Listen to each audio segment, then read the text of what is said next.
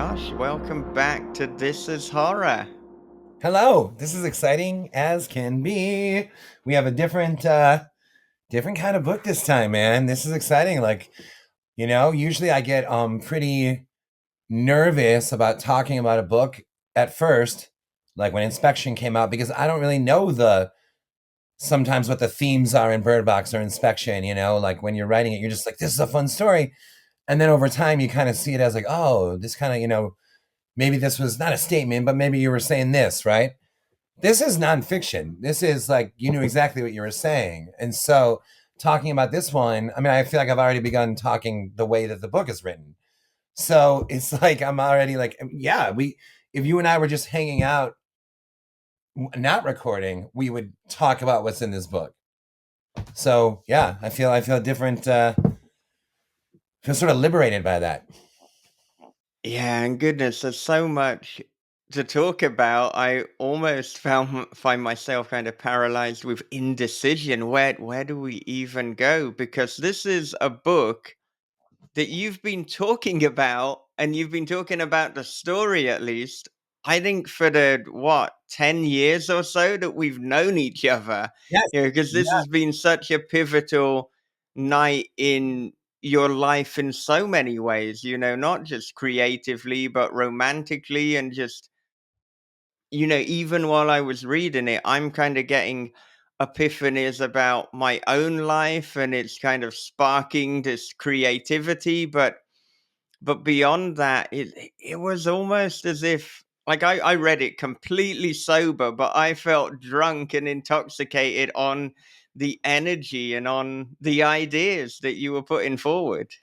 That is incredible, man.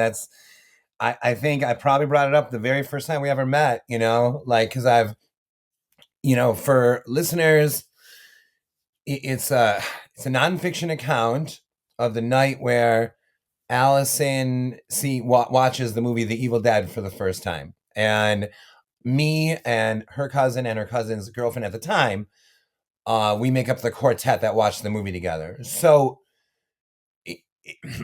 this is not film analysis. This is not film theory. It's mostly those kind of moments are mostly like, whoa, this scene rules. I can't recite the credits. I don't know all the dates and names and all that. I know a lot of it, like we all do. But this is not an expert. This is what it feels like to show someone, or I hope this is what it is, what it feels like to show someone a movie that you love. And on this particular night, there were a lot of big themes in the room with us. And the morning after the night, I said to Allison, "Man, I could write a whole book about last night." And and then 12 years later, I did. Yeah, and the funny thing is as well, I mean, last time we were speaking, it was about a year ago, and you were deciding like which book should you write next? What should you follow up incidents around the Yes, house with? yes, And right. yeah, you asked me and Bob, you told us some of the options you had. We did say to go for this one, Yeah, but I didn't realize because obviously I hadn't read it. I don't even know if it had been written at that point, but I didn't realize how perfect it would be because I mean, what you did with incidents around the house, I think in many ways you created a new genre or you added such a genre kind of defining twist to it. I mean, it is almost found footage on the page. But then what you've done with the Evil Dead book, watching Evil Dead, is you've again kind of defied genre because, yes, it is a non-fiction piece, but there are bits where you're going into your storytelling mode. You've got dialogue from each of the characters. So this is not a regular non-fiction book. It's got dialogue, it's got kind of overarching themes. It's also stream of consciousness at times as well. I mean, this is a mad book, but in the most delightful way possible. yeah, it was at first, and you can imagine this for sure. At first, it kind of felt like, wait a minute, wait, what voice? Like, because I've never. I've written an afterword, I think it was for Ghoul in the Cape, that was somewhat sizable, you know? And then, but I've never written something like this size of like your own voice. And early on, I'm like, oh man, wait a minute. Is that what, would I say that? Would I do this? Would I do that? Like there was just some uncertainty or something. But then once you found it, like once, I guess I'm saying this to anybody that would try the same thing. Once you find it, it's like, oh, and then it just boom, like just like you just literally felt like you were just talking.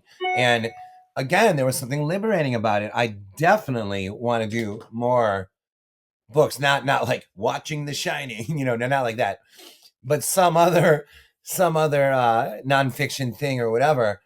But not for a while. You know what I mean? Like now it's like, okay, let's write a few novels and stuff, and then we'll come back to this.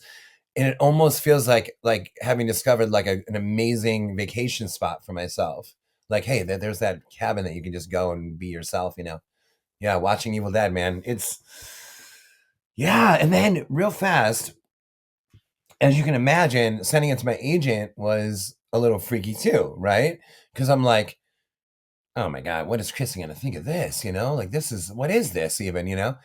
And then, but after I sent it to her, I said to myself, but Kristen loves books. So why wouldn't she like this? She might like this book. And then she called me and she did. And then she warned me, we're going to Del Rey, but temper your expectations. They might be like, what is this?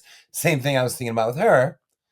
We sent it to Del Rey, and the same thought crossed my mind, which was, but they are book people. They might really like this. And then here we are. So I give us a sort of like a shout out to Del Rey. Like, this book is unlike them to put out. And I think I think it's pretty badass for them to have been like, yeah, let's do this. And so I even wrote them like a message the other day saying as much when it came out. Yeah, and I'm guessing as well, from their reaction that there wasn't even any hesitation. It was just, yeah, we like the book. We like Yeah, what you're there doing. was, there Let's was some go talk. for it. Yeah, there was talk later on about like how the hell is this thing where do you put it in the bookstore, right? Is this memoirs? Is this nonfiction? Is this the film section? Is this the horror section? Is this? And personally, I think you could put it next to Incidents and Goblin and all, like why not, right? And but that led to what should the cover be, and that led to them coming up with the subtitle on the cover, the Unearthing the Radiant Artist, because they wanted to like let people know this isn't just like film analysis. Like my idea was watching Evil Dead, and it was just a photo of like a trashed living room with like a bunch of broken bottles and stuff. Like a gross sort of living room. And they were like, we like that, but that feels almost too memoir. Because whether I want to admit it or not, there is some writer's guide in here. There is some of that. And so they wanted that to be evident, like in the cover as well. So there was eventually some discussion of, okay, wait, what do we have here? What are we going to do with this? But yeah, from the beginning, it was like, all right, let's do it.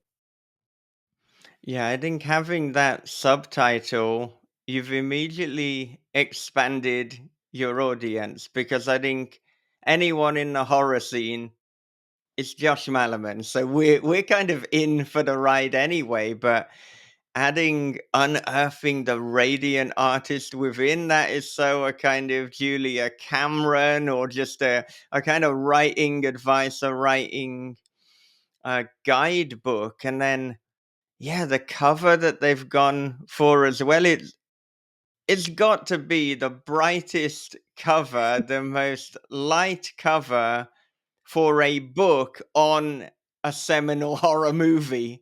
100%. Yeah. It's like the only, yeah, I 100% agree. I I understand why they wanted to do this though. And so like when they sent me a bunch of cover ideas, I'm like, why is my title so little and the subtitle so big? And I'm like, but I was like, no, I understand what they're saying though, because if it just said watching Evil Dead with a trash living room, you might literally think that this is either film analysis or found footage or like really stark horror, probably. And it's not that.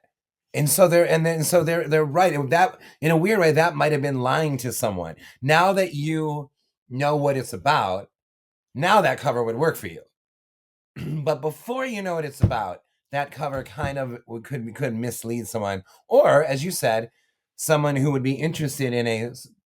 I don't want to call it a writer's guide, but there is, because it's not like follow these steps. I mean, that's ridiculous. That's sillier than me doing research. So, but there is, I hope, like writer, I hope that a writer would read this and feel like, okay, I'm getting to work on my project. It's more like I hope that it comes off as more of a shot in the arm rather than like advice. It absolutely does, and I mean, I felt as well because we've had so many conversations now over the years, both on air and off air, and I thought, wow, you're kind of in this really slim volume, distilling almost like the greatest hits of your wisdom and just what you have learned about the craft and learned about creativity. But I do think, talking about it as being a shot in the arm, that's absolutely right, because you're not prescriptively saying this is the way to do it, but you are inspiring people. It's not even that you're saying this is how to be inspired. You are showing rather than telling. In reading the book, one will get inspired. Like I said, I felt drunk reading it. It was that kind of infectious optimism and creativity, and so many things, whether you did or you didn't explicitly say them, kind of came back to me. It's like, look, well, someone has to be a success. Why not me? And this overarching idea of every time you sit down to write, if you can find joy in the pursuit of writing itself, then you win every time. Mhm. It's that Absolutely. overarching question of what does the artists deserve. And because this isn't, this isn't a linear story, I don't think it's a spoiler to be like, oh, well, this is what the writer deserves. It's like, oh, no, well, I can't read the book then. I was waiting for that punchline. No, but, this is what it is. As an artist, you deserve to create the art. That's as simple as it is, but it's also, just profound. And I think as well, like some people, they're gonna see like right now you are very successful. You're possibly the most successful modern horror writer, in the business, or like relatively new writer, if we say the last few decades. But people have to remember you were doing this when you were living out of your van. You wrote like what, 20 novels Yep. without even sending them Yeah. anywhere. So, I think there were. you are living this idea of the joy is in the act of writing itself. Yeah. 100%. Like right now, I'm working on a new book. I know the book that is coming out next year, and I have a sense of like the one or two that I would love to have follow that. I'm writing a book right now. Why? What is it? What am I doing? When is this thing coming out? Oh, I don't know. There's a there's a here I can show you. There are two crates right there full of what? Let's see. So that's 41 minus 14 is 27 more rough drafts, and I'm gonna add a 28th to that. And it's like, what is this for? I mean, there's no strategy. There's no end goal for it. There's just like, I mean, you could argue that it's I guess you could argue that it's like staying sharp, staying in shape, staying in writing shape, that kind of thing. And that is something to think about, right? You don't want to go like you don't want to turn around and like 2 years pass and you didn't like write anything. Although that'd be okay if someone did, but you don't want too much time to go by. And then you're like, oh man, like, and you sit down and write and you're like, yeah, B, E. So, you want to be like sort of fluid, right? But okay, a whole novel, like 500 pages of just to kind of like stay in shape, and like that sounds wow. Where are you at if you're if you're writing 500 pages just to stay sharp. So for me, what does that mean? That tells me that everything on top of the experience of writing is something to be grateful for, is something to be, it makes you feel really good, it makes you feel warm, but none of it compares to the actual act of writing, and absolutely nothing compares to finishing like a new novel. Nothing. I just went to Ireland to be on set for Incidents Around the House. That was unbelievable. By the way, I'd never been to Western Europe before. Ireland blew our freaking minds. It was absolutely magical. And I met Jessica Chastain. I hung out a couple times, and the director was amazing, and the producers were incredible. That experience was out of this world, and it can't even touch what it feels like to finish writing a novel. It can't touch. Nothing can. It's like, and it's not chasing adrenaline. It's not like addicted to drugs, because it's a very clean feeling that I believe is also a source of like identity, right? So you're at a different stage. And I'm a different age than when I started writing, and I have an idea for a book, and I sit down to do it, and then I finish it. I just prove to myself that I'm the kind of person that does what he sets out to do, that gets excited about working, and et cetera, et cetera. So to me, there's more than just tally up another one in the pile, you know what I mean? Which I do kind of like the numbers of it, though. I do. But there's so much more than that. It's like there's identity there. Like, hopefully, if I finish writing this one, I will be talking to a friend at the bar, and I'll be like, "Oh yeah, no, I finished one, like a couple weeks ago," and that will feel so good. And I'll be like talking about the next one. So for me, and this book hopefully embodies what I'm saying to you right now, is you're not going to top this feeling. And anyone listening who has finished a book, you know what I'm talking about. There's nothing like it, dude. And so, and anyone listening knows that feeling too. Any writer who's like, oh man, I know exactly what you mean. That moment of just complete peace. And also, sometimes the book can be followed by a little hollowness of like, now what? You know what I mean? Almost like the ride's over, and now you're getting off the roller coaster, and you're like, but hold on, that was really fun, Yeah. So again, it all comes back to the writing of the book.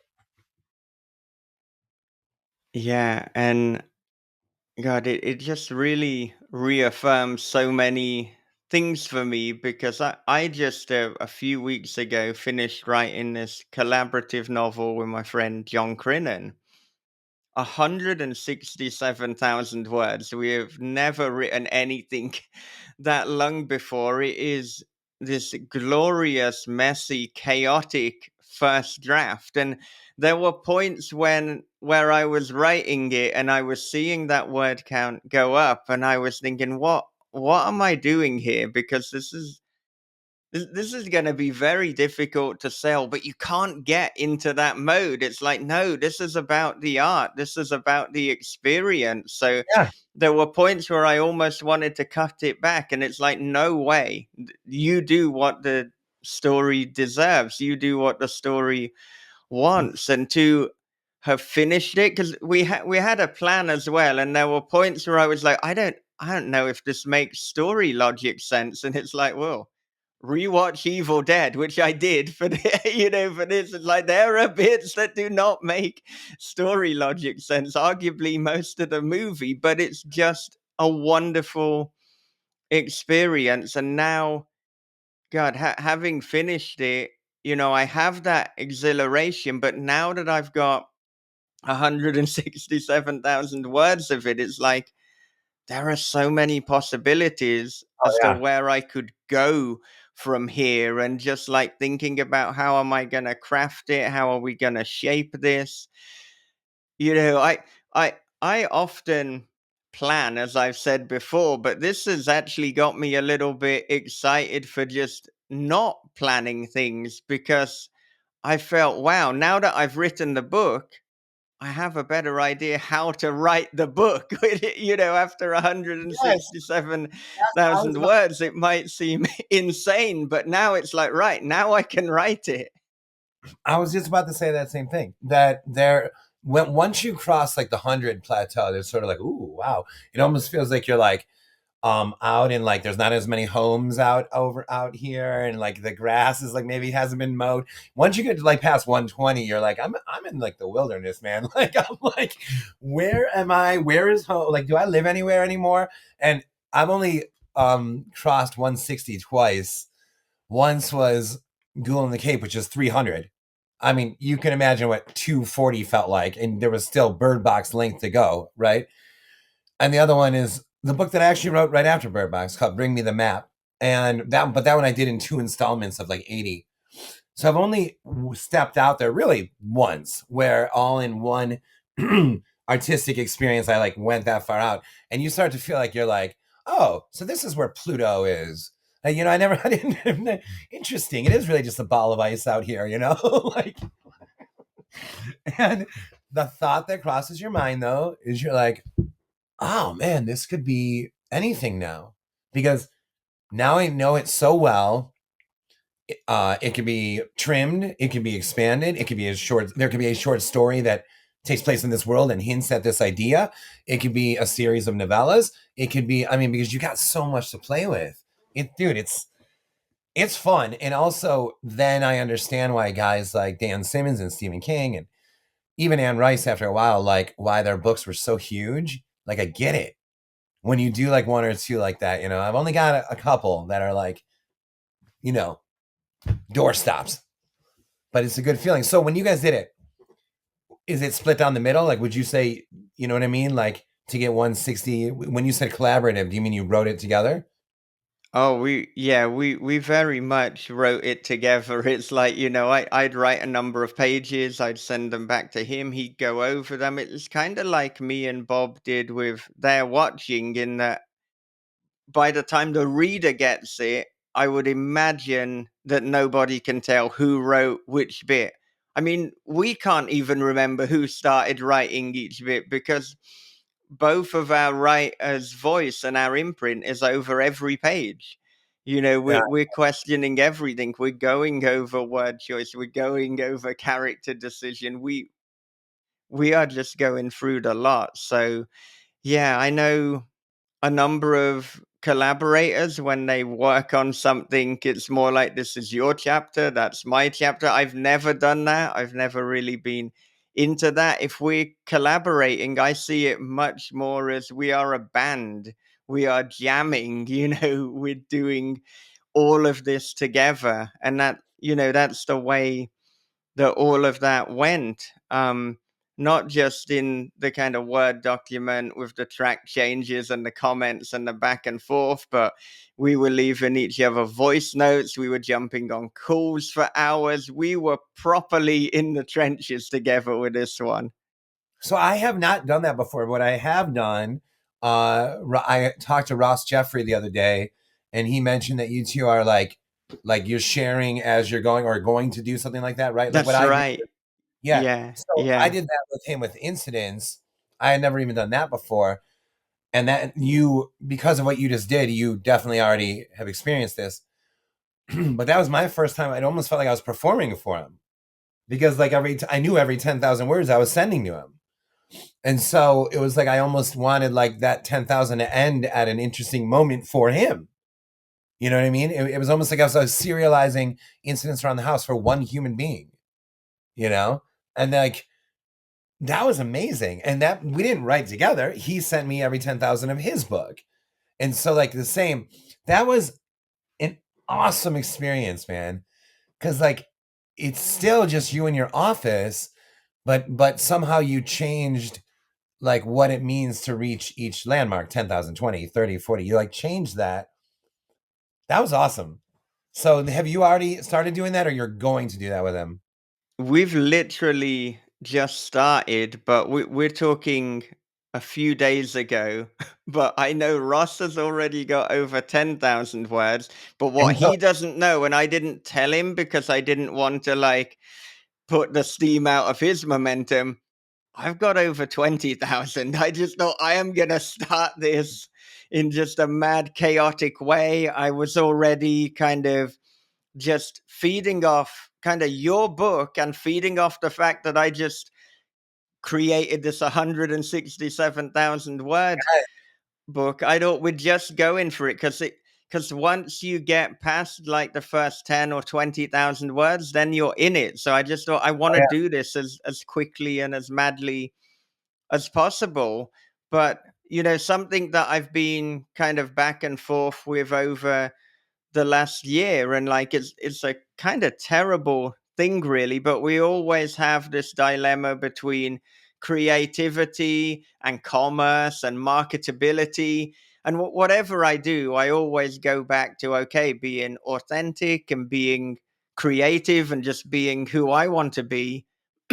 But I know that what I do is not that marketable. It's not that easy to kind of say, right, this is the genre box that it fits into. And there's always like a lot of dark comedy, it's always very dialogue heavy. And before reading your book, I was like, can I tone down the comedy? Uh, and like I tried, but then as soon as I started writing it, it's like, no, there's comedy. This is me. I got to embrace that radiant artist within. And, he's a funny fucker. He needs to add Yes. humor. That's part of me. So I've just decided, that's who I am. That's what I'm doing. If I write a story without humor, then fine. But that's because it'll come out organically. It's never force it. Just do whatever you want to do. And I know the feeling in a similar way where there are certain books of mine that feel like, what's the right phrase? I don't want to say lighter, but like Incidents was like felt heavy and dark while I was writing it. And maybe Bird Box did too. It felt more like propulsive or something. But there have been some that, like Goblin, felt more colorful, right? Even if it's like horror stories happening, it just felt more like colorful. And I've had times, so because after you write enough, right, you have seen this side of yourself and this side of yourself and da da da. And it might be easy for someone like me to say, "Oh, Incidents is doing really really well for you, man. Do another like ice cold scary book." Or Bird Box was a really cold, propulsive, like do another this. But just like you just said, when you sit down to write and you're like, yeah, but no, this one's asking for it's just, I'm sorry. In your case, it was asking for me to be funny. In my case, it's like, no, this isn't as dark as that. And that doesn't make it any less horror to me. It it's just this is different. Like the Coen brothers movies don't all feel the same, man. You know? Like Fargo's darker than Barton Fink, you know what I mean? And so on and so on. And for you, what you were talking about, the marketability thing, I'm just one of the firm believers in like that, whatever is hip or whatever, that's like a wheel that's constantly spinning. And it spins kind of slow, but it does spin. And like, body horror's in for a while and then or like kind of takes center stage for a minute. Everything's always in. But like body horror kind of takes center stage and then like hauntings kind of takes center stage, whatever it is. So what are we gonna do? Like aim for that? If we wrote like I'm writing this book right now. I have no idea when this is coming out. I have no idea what's going to be in when this comes out. So like it's like what they say, you're trying to hit like a moving target, right? So just any of that just who cares, gone. Not to mention, and another thing, not to mention that that there's the whole like adding to your bag of tricks. Like it's fun to add something new and be like, oh, I can do this now, and like I'm looking at them. They're on the shelf here. Like Ghoul in the Cave is nothing, Jesus, nothing like Watching Evil Dead, which is nothing like Spin a Black Yarn, which is nothing like Incidents Around the House. Well, those two actually do have one little link. And then Unburied Carol, whoa, Goblin, Bird Box. And so you start to look at that and feel like that's a bag, that's a bunch of different sides of yourself that you could, if you were like a musician, right? Like, hey, we can do a heavy rocker, or we can do like a beautiful sweet song, or we can do a simple acoustic guitar, or we can do a full orchestra. And that's a really good feeling. So there's also that to just letting the book or the writing thing, like you said, because I like that example, this, I want to be, it's, no, I'm a funny dude. I'm going to be funny. Right. And then it's like, yeah, let that happen. And then, and also there's going to be different ways that you're funny. It's not all going to be like the same, it's not like you have one shtick or something that you do in every book. You get what I'm saying? So that's another reason to like listen to that. Your Eunice. Hello, your Eunice. Like that's like another reason to listen. God, your Eunice sounds like dirty. Like I know, yeah.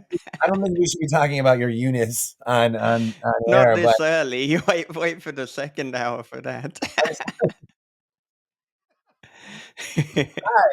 I saw your Eunice from across the bar. I just wanted to, so yeah, he was sticking out.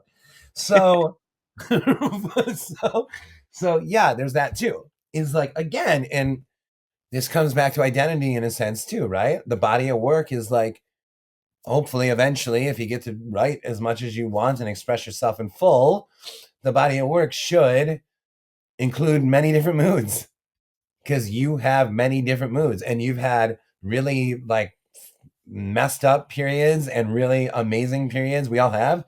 And so, like, yeah, in the end, I kind of want that all to be represented there, man. Yeah, yeah, and I think this is coming back to the idea that we spoke about before, and you've mentioned in the book about having different seasons. And so, not only do you have different seasons of your life and your romantic life, but there's different seasons of creativity. There's different seasons as a writer. Each book is a different season, Yep. and it's just like kind of embracing it because in reality when it's autumn we're not like, no, I'm not going to embrace that, I'm going to dress for the beach. It's like, well, you could, but you're fighting reality, you're fighting the Right. season that you're in. And so, you know, don't fight it. And as you say, with the market and things, I mean, that the market is volatile. And, whatever we're writing, we've no idea when it's going to come out. I mean, I've got a book that's ready to go now. I've got the 167,000 word book. So what I'm writing now, who knows? It could be many years until it comes out. And I mean, I'm just constantly writing, so I'm hopefully gonna get into the situation that, of course, you found yourself in with Bird Box, where there's so many pieces, there's so many to choose from that it's like, all right, well, here's the spread. What Yeah. would you like? What do you want to have I, I, today? I am feeling that way about like the whatever come like again, I know the book for next year, and I am feeling what you're describing right now for the beyond that. Because there is this side of me that's like, okay, hold on. What do we have here? Like, because there's often when I'm talking to friends, I'll tell them like two of my favorites I've written, they haven't come out yet. And one of them was written in, geez, 2010. And the other one is more recent, but not that much more, like 2015 or something. So those two have been in like the crates for this entire career. And they literally might be my two favorites of mine. And I'm like, okay, so then why shouldn't these be the next two? Well, maybe, probably.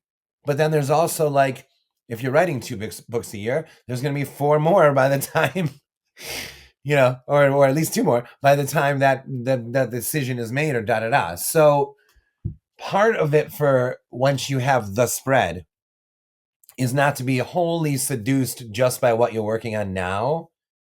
Because but that doesn't mean that what you're working on now shouldn't be next or isn't the best thing you've done or whatever. That's because I hate those, or I don't hate, but those like blanket statements where they're like, oh, the author thinks their best book is their newest one. Well, maybe it is. Maybe it actually freaking is. So I don't want to rule that out either.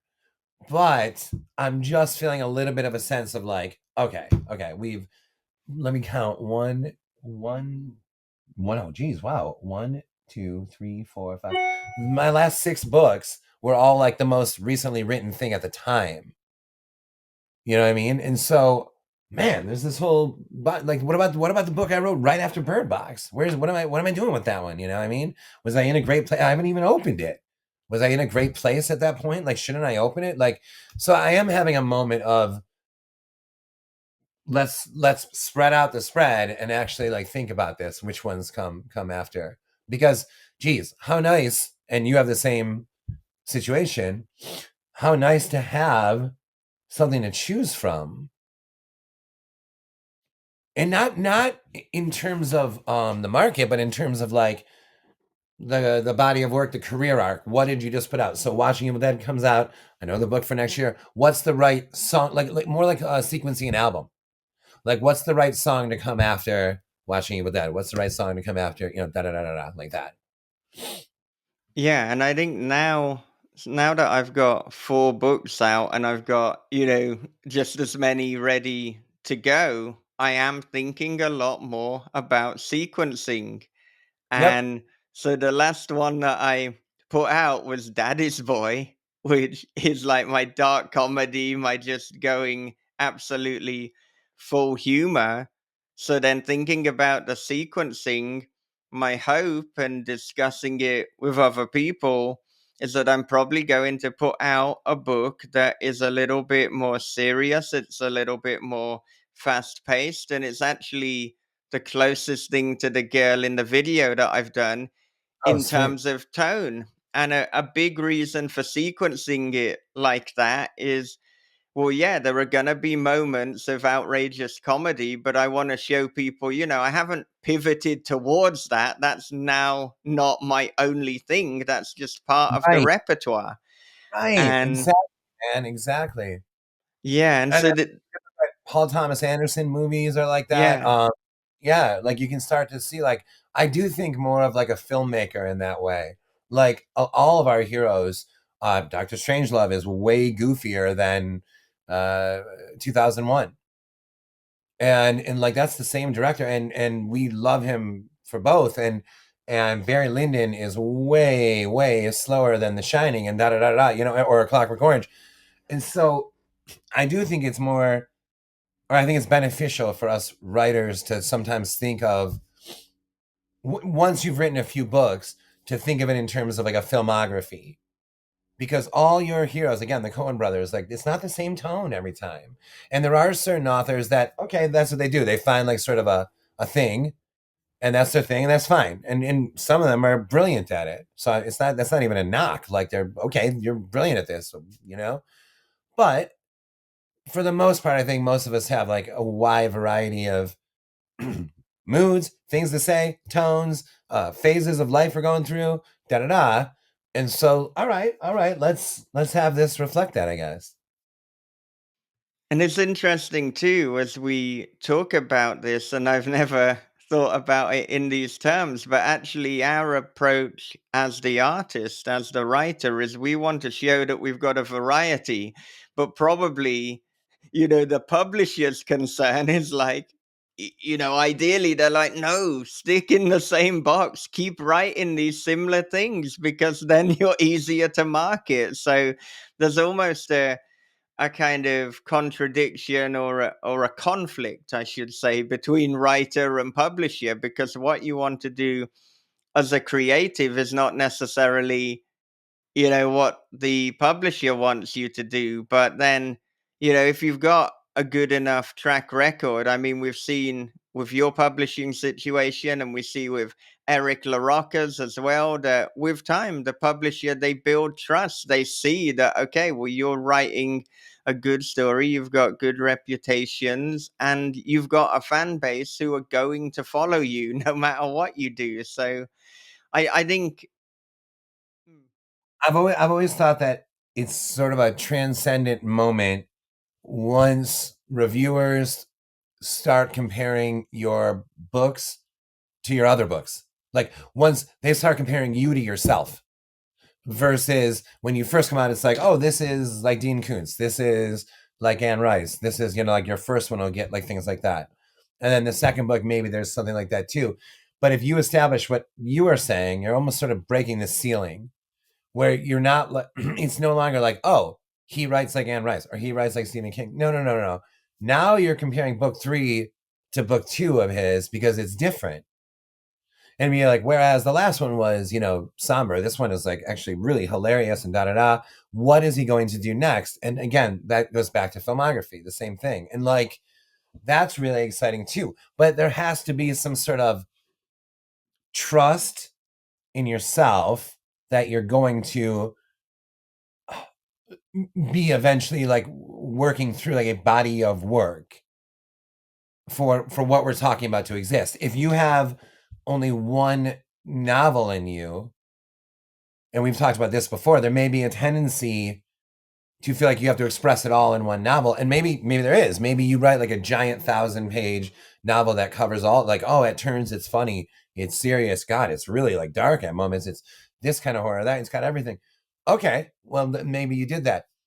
But in a more, what's the right word, not traditional sense, but a more common thing to be, would you're building a body of work, and you're beginning to see phases, you're beginning to see differences between these couple, wow, you were in that way with those two, and then this one, and then this one. And I think that the audience, there's also like the trust in the audience. Like they don't need the audience doesn't need me to write like where every book starts with a number. Do you know what I mean? Like one ugly duckling, two mean men. You know what I mean? Three. You know what I mean? They don't need that. You know what I mean? And okay, if somebody's doing that, good for. I'm not ripping on anyone, but like they don't need that uniformity.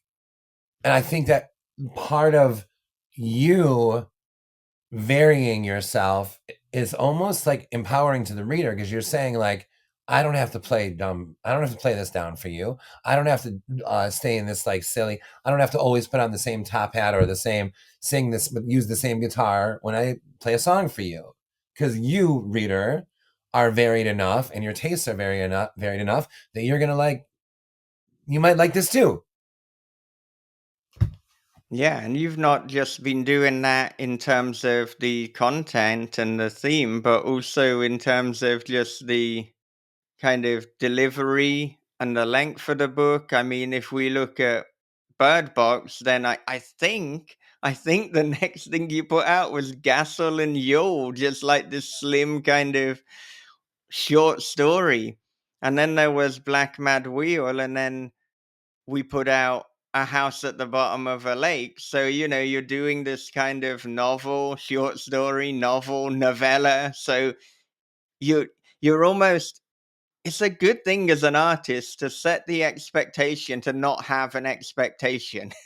I really I agree. I agree. And again, there's part of that is like your identity, man. Like you are going to change. And if you, gosh, that would be freaky if I turned around and I was stuck in like, oh boy, I'm on book 14 and I gotta like, okay, so 14 gray mice, you know. It's like like no, like I would lose my mind, I think, you know. And like so like there's that, but also there is the freaking trust of the reader. There is. That's not just like a noble outlook. Like, hey man, I trust that someone who liked Incidents Around the House is going to get Watching Evil Dead. Why? I don't know why, but I do. I just trust that like, because people are into more than one thing. That's why. Like I don't write like Eric. I don't write like Gabino. I don't write like Rachel Harrison. I don't write. So if they like all four of us, well, what if Eric does a book that's a little similar to one of mine? And what if I do one that's a little similar to Gabino's? It's like they like, just there alone is like quadrants of variety that proves that readers are into numerous different things. So why do you feel like you have to stay? Why would you feel like you have to stay in that one? And I think it's also just thrilling. Like, so the new one I'm writing right now almost feels like a geez. It almost feels a little like Miller's Crossing from the Coen brothers, like an Irish mob story. It almost feels like. And I'm like, what is this, man? But there's some like real scary stuff in it. And I'm like, I'm whatever this is, I've never done anything like this at all. Does it end up ever coming out? I have no idea, but it adds to the bag of tricks, man. And then it stretches you. It's great. It's a great fucking feeling. Yeah, and I think It stretches one your. of it does, yeah, yeah. Oh, you don't want to stretch your Eunice too quickly, or you might be in trouble. Yeah, I saw a guy in the hospital once was stretching his unit Yeah, yeah. fast. But in watching Evil Dead, I mean, one of the things that you say that really connected with me, one of many things, is that the biggest failure, or the only kind of failure that you can have, is not finishing the story, or is not seeing through, not completing the story ideas. So like we said, the story, it doesn't have to necessarily mean that draft or that iteration. We know that with Mallory, you wrote a version and then it came back to like, oh, writing the book taught me how to write the book. Yeah. But if you Yeah. don't complete these ideas, if you don't finish the story, then that, yeah, that is, I don't even know if failure is the right word, but it's just a tragedy. There's just, you owe it to the story. And, that there have been times with many stories where I've thought, I'm not sure that this is, I don't know if this is coming together. I have a plan, but it's gone off the tracks. What am I doing here? But reading your book, rewatching Evil Dead, and seeing how nuts it is, it's like you just gotta finish it. And so, I'm working on this new one at the moment, which I'm sharing with Ross Jeffrey, but there are two or three ideas. And one of them, I wrote 60,000 words of it and was like, oh, I don't know. This is, no, I have to finish it. So Yes, you definitely have to finish at 60,000 words. I know, it's I have one. ridiculous. I have one. I had three, but I finished two of them. I have one that is still sort of haunting. It's like, I think, hold on. I just want to make sure I have this right. I think it's 23,000 words. And I'm like, dude, 23, that's a start, man. And I love the Yeah. idea still. I love the idea. Okay, like, I think the reason why um I think that way, that the only failure is not finishing, is because once it's done, you can fix it. And also, and this is the biggest thing, by finishing it, you're gonna like discover things about it that you just wouldn't have, that will turn you on later when you go to rewrite it. In other words, you're like, oh God, I don't know what I'm doing. Maybe I'll tell like more of his backstory. And then so you tell this backstory, and then you're like, oh shit, man, that's good. And the only reason you did it is because you're hell bent on finishing this idea. So somebody could argue, like, hey man, if it's not working for you, scrap it, right? But I'm the kind of guy who says the reason that you're starting this to begin with is because you saw something worthy in the idea, the conceit itself. Like, find that space, find that, and that excitement that you're like, oh, a book about this. Oh my God, a book about this, right?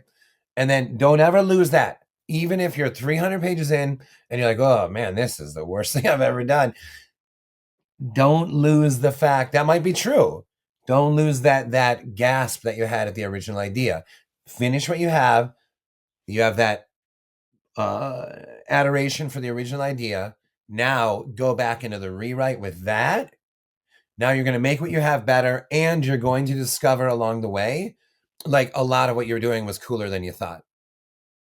And so that to me, like, so that's what I mean when I say, it doesn't matter if it's good or bad, right or wrong, because we're going to fix it.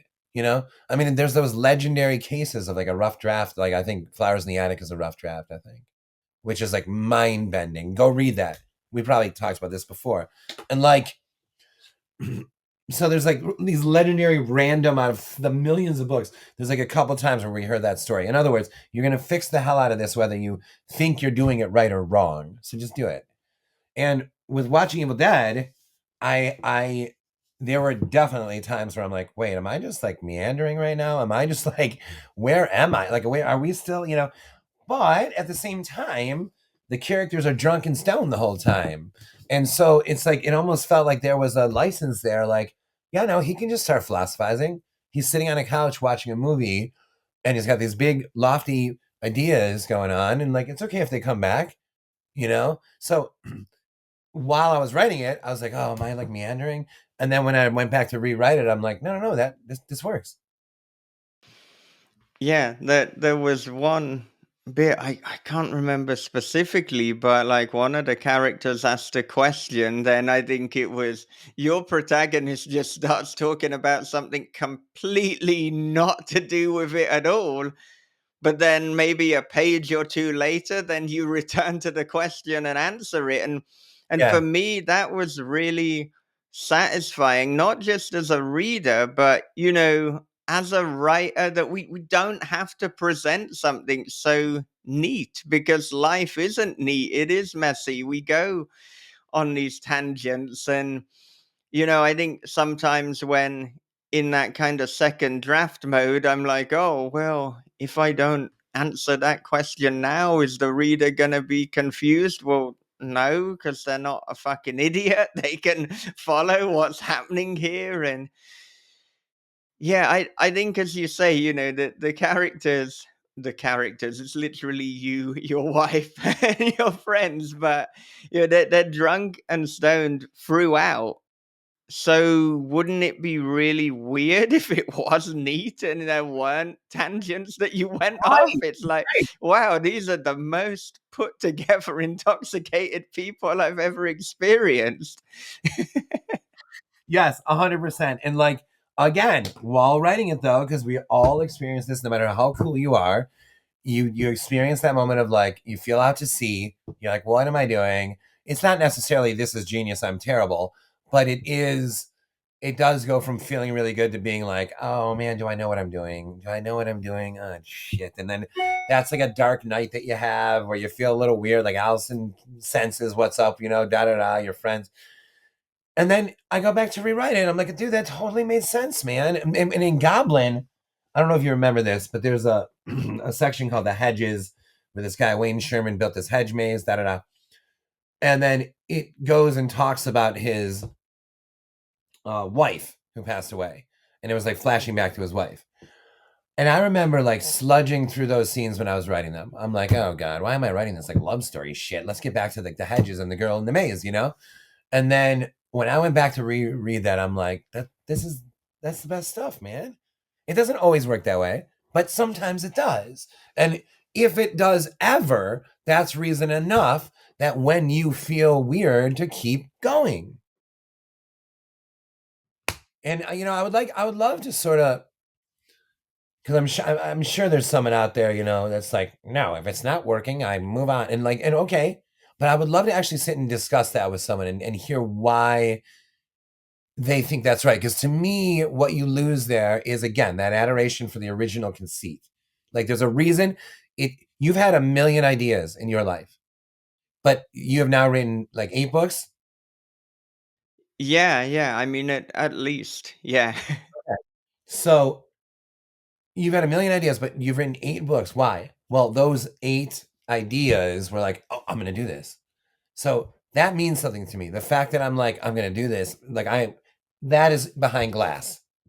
That has to go behind glass so that no matter how terrible I feel, I can turn and there it is in the museum. The idea is still here, untouched, unfazed by how weird I feel. And that will get you through. Okay, all right, fine. You finish, then you can take it out of the glass. You have the idea you love. Now let's rewrite it. And there we are. So yeah. So geez, watching Evil Dead was behind glass for 12 years. It was Yeah. a And Klein museum for 12 years, man. And I wonder, had I written it the next day, it would maybe it'd be more accurate in terms of dialogue from like the other two parties. Because Allison and mine, I was talking to her through the writing of it, like, so here you would have said this, and I think you brought up this, and da da da.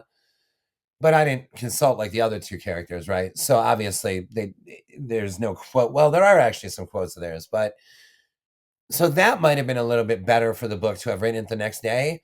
But dude, I wouldn't have quite had the perspective of standing at the head of a career in horror if I wrote it the next day rather than 12 years later when I did.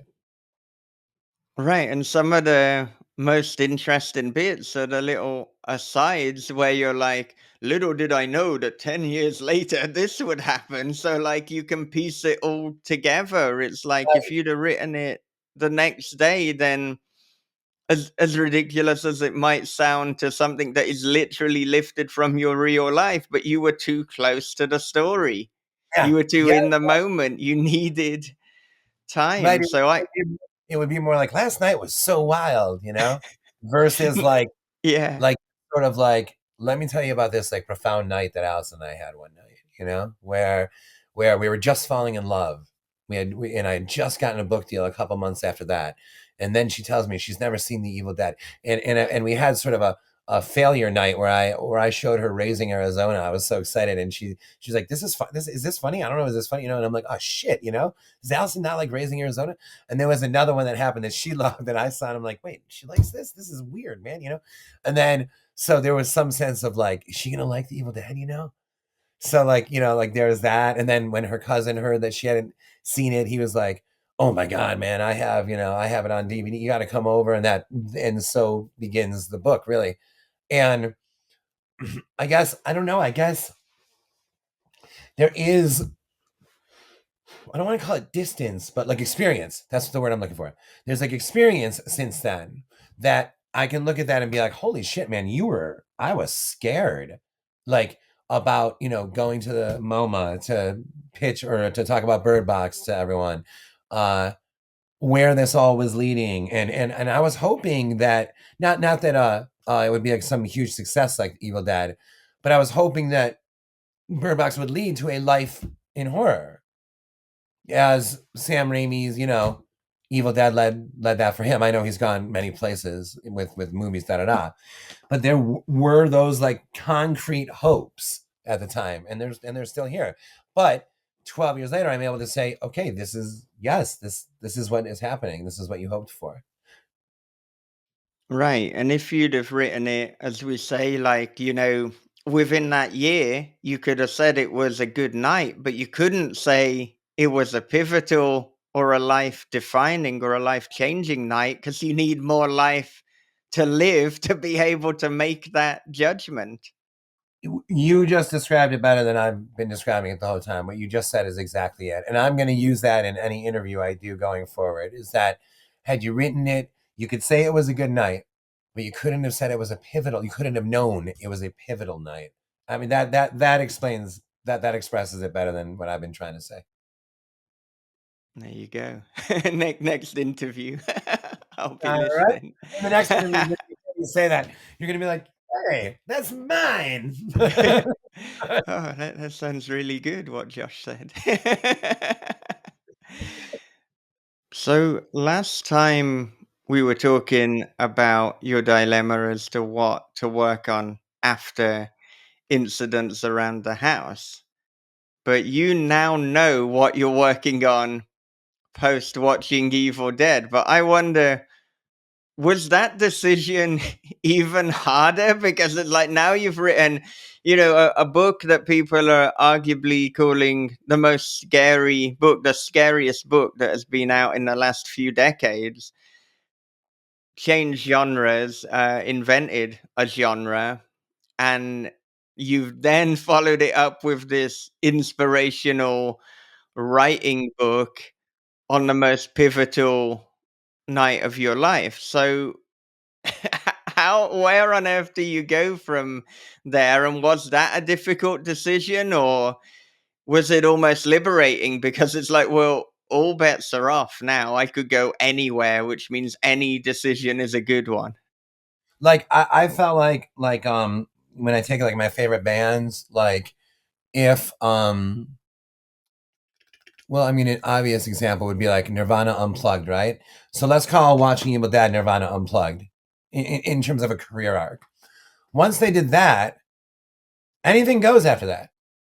They can do anything they want. They could make like the trashiest album, the most produced album. They can make an acoustic album that's like properly recorded and not live or something. Well, Unplugged is properly recorded, but you know what I mean. And like, but what a door that opened for them. He passes away or dies soon after, da da da. But what a door that opened because like it was almost like wiping the slate clean in a way. And you can argue the Beatles did that with the White Album. You can this kind of thing. That's what this felt like. It felt like to try to out scare incidents was like, that way lies madness. Like, don't even, why are we, you know what I mean? Like, okay, I'm gonna, you know, hey, Allison, can you stand over there in this devil mask and turn, I want to write by a lantern light. You know what I mean? Like, what are we doing here? Like, let's not, let incense around the house breathe in its own space. And to follow it up directly with like a book like Goblin, let's say, Goblin would seem like maybe too light in comparison. So we talked about this before, and you wisely said you thought this was the right way to go because it's like it's letting incidents still have its time. It's so different from incidents that it's not stepping on its feet in any way. And so now it feels like after this, what comes next is almost like act two or whatever it is of a career or something. And so again, I have a fantasy of the non-fix six. That's what I'm calling it. I make these silly, deals with myself. Like, you got to write 6 of these now. Okay. Well, that's what I want to do now. I want there to be eventually be a box set of semi-slim, like 200-page each nonfiction books. All right, and we'll hopefully, oh my God, pepper a career with them as we go. But let's be smart about that. Let's use them when it feels like it's time to wipe the slate. Okay, incidents is breathing in its own space. Let's turn this way and do something that is nothing like it at all. And that doesn't mean like let's do a flat out comedy. Although actually that would be a good idea too. And you know who did this better than anyone ever did is Bob Dylan. And with the idea of like reinventing yourself right at a moment when it seems like everyone wants Blonde on Blonde part 2, and it's like, nope. It's John Wesley Harding. It's like the most like stripped down, sort of like simple, and you're like, wow, is there even electric guitar on this album? And he was and is like a master at that. I think Bowie was like that as well. The Beatles were obviously the Beatles are a little exceptional because it seems like every album was a completely new universe or something. But like Pink Floyd is good at that too, where in other words, all my heroes, they reinvent themselves as they go, man. And if you're, it's interesting to me that like the Who, the Beatles, all these bands, they would put out like 2 albums a year and they'd be so different from each other. And then a band like the Strokes put out their first album and the second one didn't come out till like 2.5 years later. And it sounded a lot like their first one. What I think happens there is that you almost get married to like, this is our identity. That one album we have out. Now years have passed. That's our identity. This is how we made an album. This is what we do. Where the Beatles were like, wow, we just made that. Let's make something different. Now they've stretched. Well, now we can do anything. Nirvana doing Unplugged. Anything can follow. And I feel the same way here. But there's also this happened. Since writing Watching Evil Dead, I've already written 2 novels. And now this is number 3. So the one that followed it is like a really a big one for me. It's about 500 pages about like a vaudeville troupe, which I think I told you about this idea. And man, I was hanging out with Jonathan Lees. This is a great story. And we were at a horror convention. And I told him the idea for this vaudeville book. And then he's like, oh man, this is really good. What are you calling it? And I'm like, I'm calling it vaudeville. And he goes, that's terrible. He goes, that's the worst title you could give that. I'm like, oh shit, you're right. Okay, you're right. So when I started writing, I was like, okay, and now it's called The Frauds of Phantasma. And I'm really excited about that one. And that one may be coming out in 2 years from now, The Frauds of Phantasma. It's a vaudeville troupe that starts experiencing success beyond their wildest dreams, and there's a figure in the audience at every one of their shows, no matter where they play. And it's not the devil. Don't think that way. It's more interesting than that. And I love that one. But then the book I wrote after that is the one that's coming out next year. And then now I'm working on this one, this Irish one, because Alice and I went to Ireland and I fell madly in love with the place. I think this is my first book ever without one tie to Michigan. I think this Irish, I was going through them. I think it's first one I've ever written that has no tie whatsoever to Michigan. Not even like in Black Man Wheel, they're from Detroit. In uh what's the one that I was thinking of that like almost makes it out, but it doesn't? Ghoul in the Cape. They start in New York City and work their way across the country, but they stop in Michigan for a pivotal thing, and that's where the Cape is from. So there's a major connection there. This is the first one ever where there's like I don't think the word Michigan's going to be in it, and that's kind of liberating too, you know. So Yeah. where to go next? Well, geez, here we are on book 3 of that.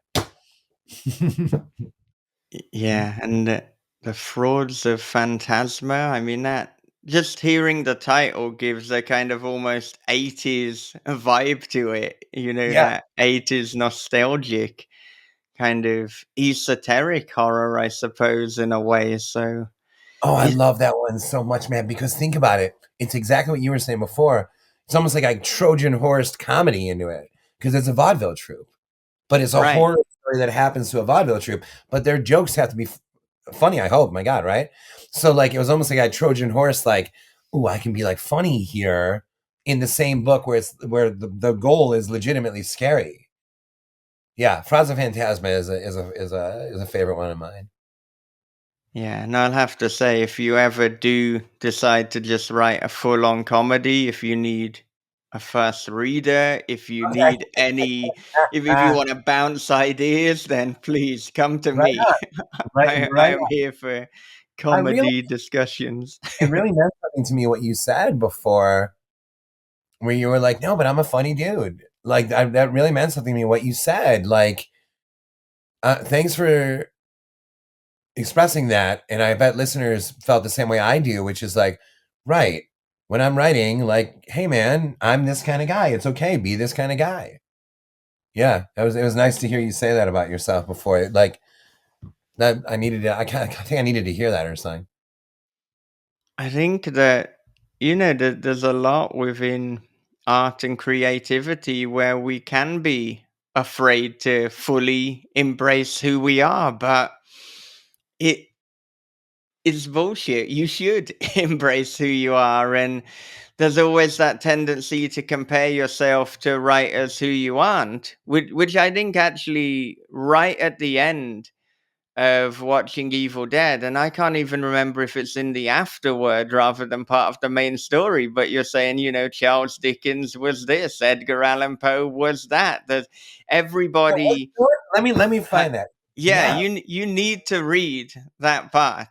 yeah, that's the part where my dad says, "Oh, I wish I could have sang." I'm like, "Why couldn't you?"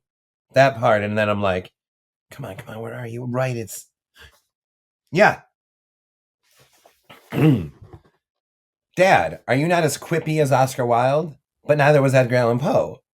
So are you not as frantic as Edgar Allan Poe? But neither was Virginia Woolf.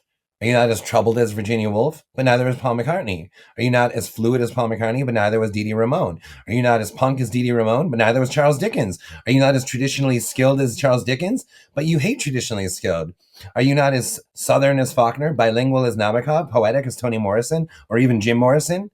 But don't you see, none of these people had what another had, and each had their own way with words.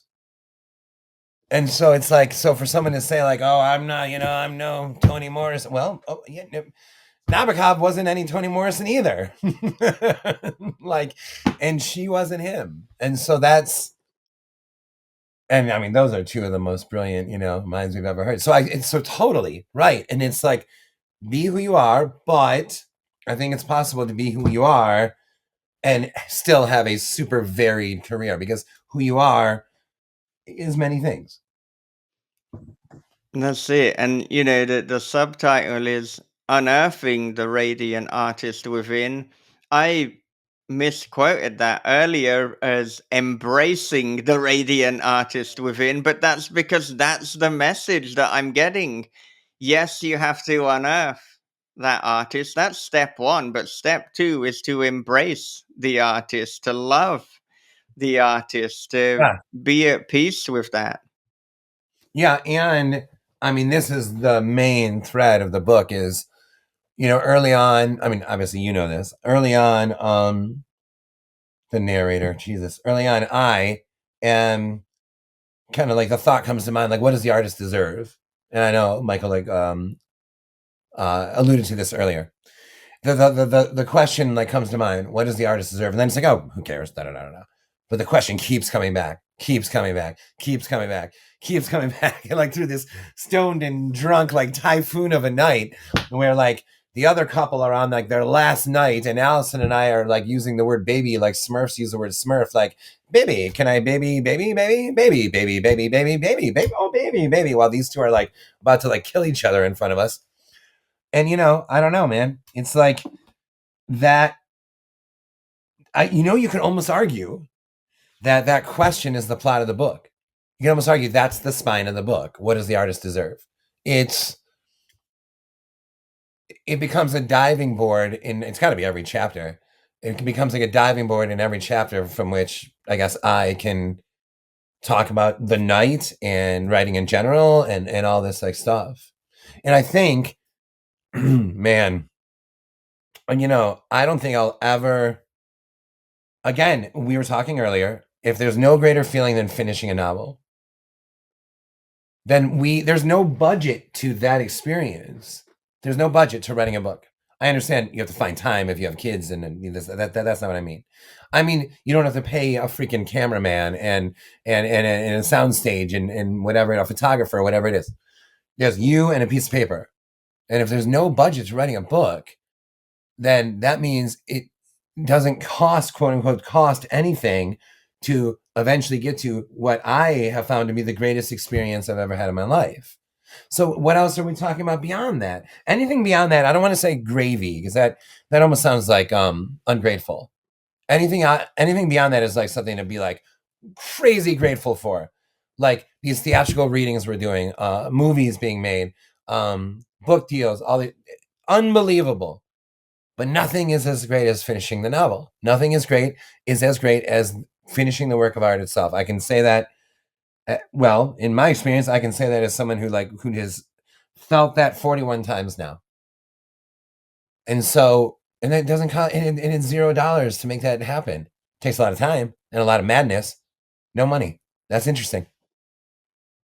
Yeah, and I think, and I've said this kind of thing before, but there's almost an irony that if you make finishing the novel, if you make writing the novel the goal in and of itself, then actually these other things like the publishing deals, the agents, the film deals, you kind of multiply your chances of having that happen, rather than if you start off and you're like, I'm writing this because I want to get rich, because I want a New York Times bestseller, because I want it to be made into a movie. Like I feel not just other people, but, and this might sound a little bit woo woo, but almost the art itself can tell if you're not being sincere.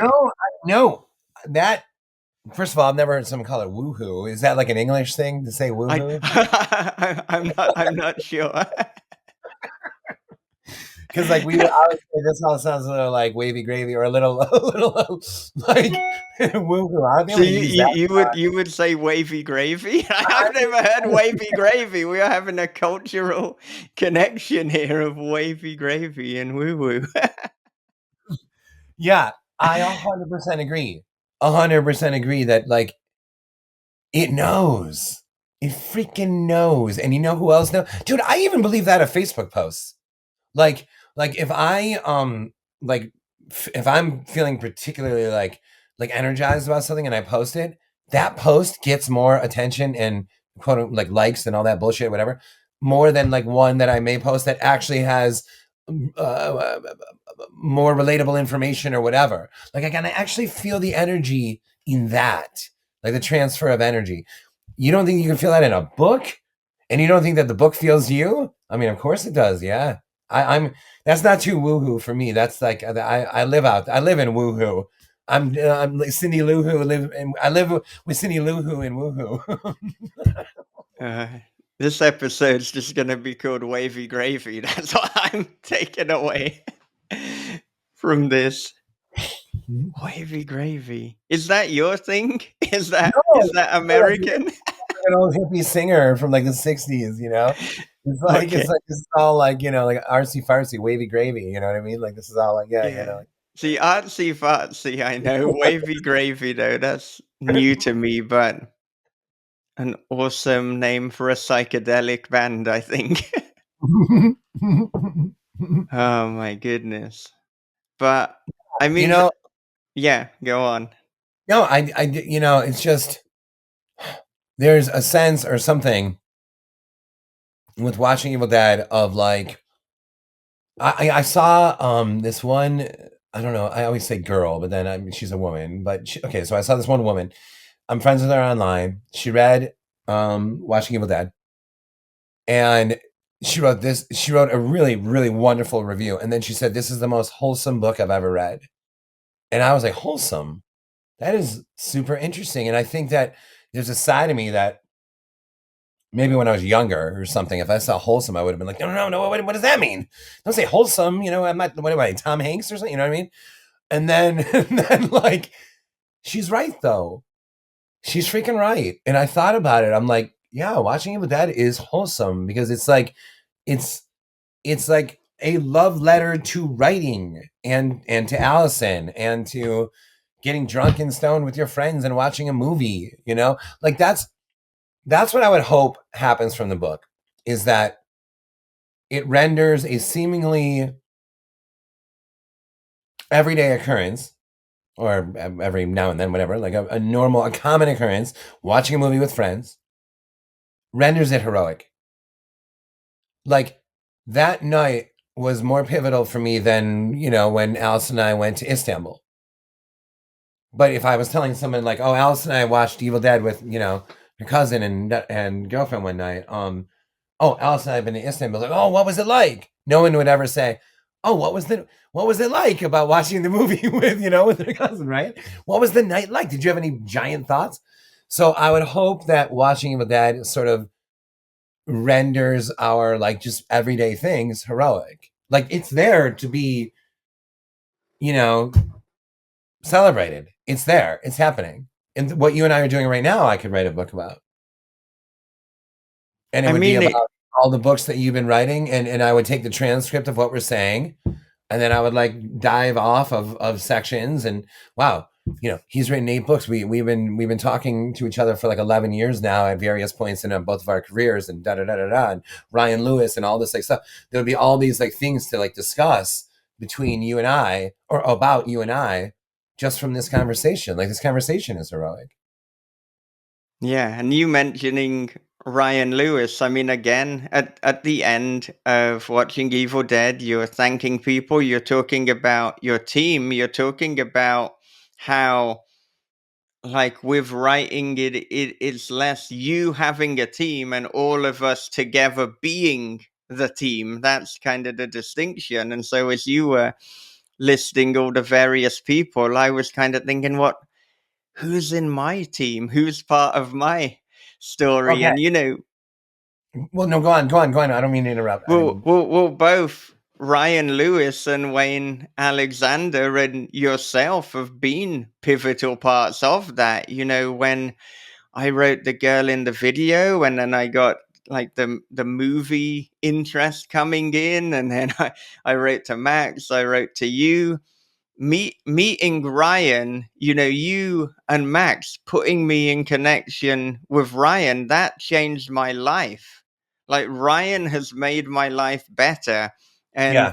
I Yep. said this recently in a newsletter, but I've never actually expressed it in a podcast, or nobody's heard me say it. But I mean, if it wasn't for Ryan, if it wasn't for some of the things that happened with the girl in the video movie deal, which I haven't even publicly properly spoken about because there's all sorts of NDAs and things like that. But it came about at the point where I was going through the worst time of my life, the custody battle and the divorce. And without that happening, I don't know what would have happened. Like, I couldn't have financed the divorce. Because of that, I had the financial means to finance the divorce and to be Wow. able to see my daughter. I might not have seen her Wow. again if That that is hadn't happened. Wow. Yeah, that's wow. Which is I was, a big I was about to moment to about to drop say like, in. yeah, Ryan's changed my life too, but like, and he happened. Like, that's to say the least. But hold on. This is an important moment. Let's have a let's do a fireball shot to Ryan Lewis. Yeah. Unfortunately, I've only got coffee at the moment, but it's a Are you not good drink, are you not drinking these days? it's a good. Well, the time differences, Josh. It's like it's 8 in the morning, and like to kind of fast forward, like my life changing, and there being different seasons and things. So that season of divorce, of the custody battle, that was a low. Although ironically, creatively, it was a high. It was such a weird time because I'm having all these terrible things going on in my personal life, but then I'm getting movie interest in the girl in the video. I'm just like feeling like, wow, I'm at a moment here with my And you know career. what? And you know what you wrote was great. Like, there's that too. Like, it's like the confidence in the actual book itself, and this stuff is happening from it. Like, I keep going back to this word, but there's identity there. We're like, Yeah, I know that, or I just whatever. I believe Frauds and Phantasma is great. I believe Incidents is great. It doesn't whatever. So if I run into a problem like throughout the day, even a serious one, I have that. I have that. I have that. I have Bird Box. I have Goblin. I have Unburied Carol to like be like, we can get through this. You know what I mean? And I don't even know if that makes linear sense. It's not like, oh, because I wrote Spin a Black Yarn, I can get through this bad time. That's that no. It's more of it gives you a more pep or a backbone or whatever it is. Like, and I know what you mean. But what you described, the actual financial side, that I mean that's wow. Yeah, that is intense. I mean, before I mean, I guess Ryan changed my life in that way too. But yeah. It it we it. just got married, Allison and I, and Ryan Lewis came to the wedding. He Hell flew in. yeah. He flew in from L.A. to a part of Michigan that is 10 hours north of where I am right now. That's how remote it is. 10 hours north of Detroit. And Ryan flew in. I mean, it's like I dropped a friend off at the airport after the wedding, and I mean, I thought it was like an office. I'm like, this is the airport? It was like a building that's like maybe like twice the size of your house, you know? Like, and I'm like, this is the whole yeah. They're like, yeah, there's like two flights a day or whatever, you know. Ryan Lewis flew in with his wife, and so did my agent Kristen, and that was just like this is unfreaking believable, man. It's just unbelievable, man. The whole thing. Um, One thing I want. Well, you go on if you have another like question or topic, but a thing that I was thinking about or that I wanted to bring up about watching Evil Dead was the section on the four V's. I don't know if you remember this or not.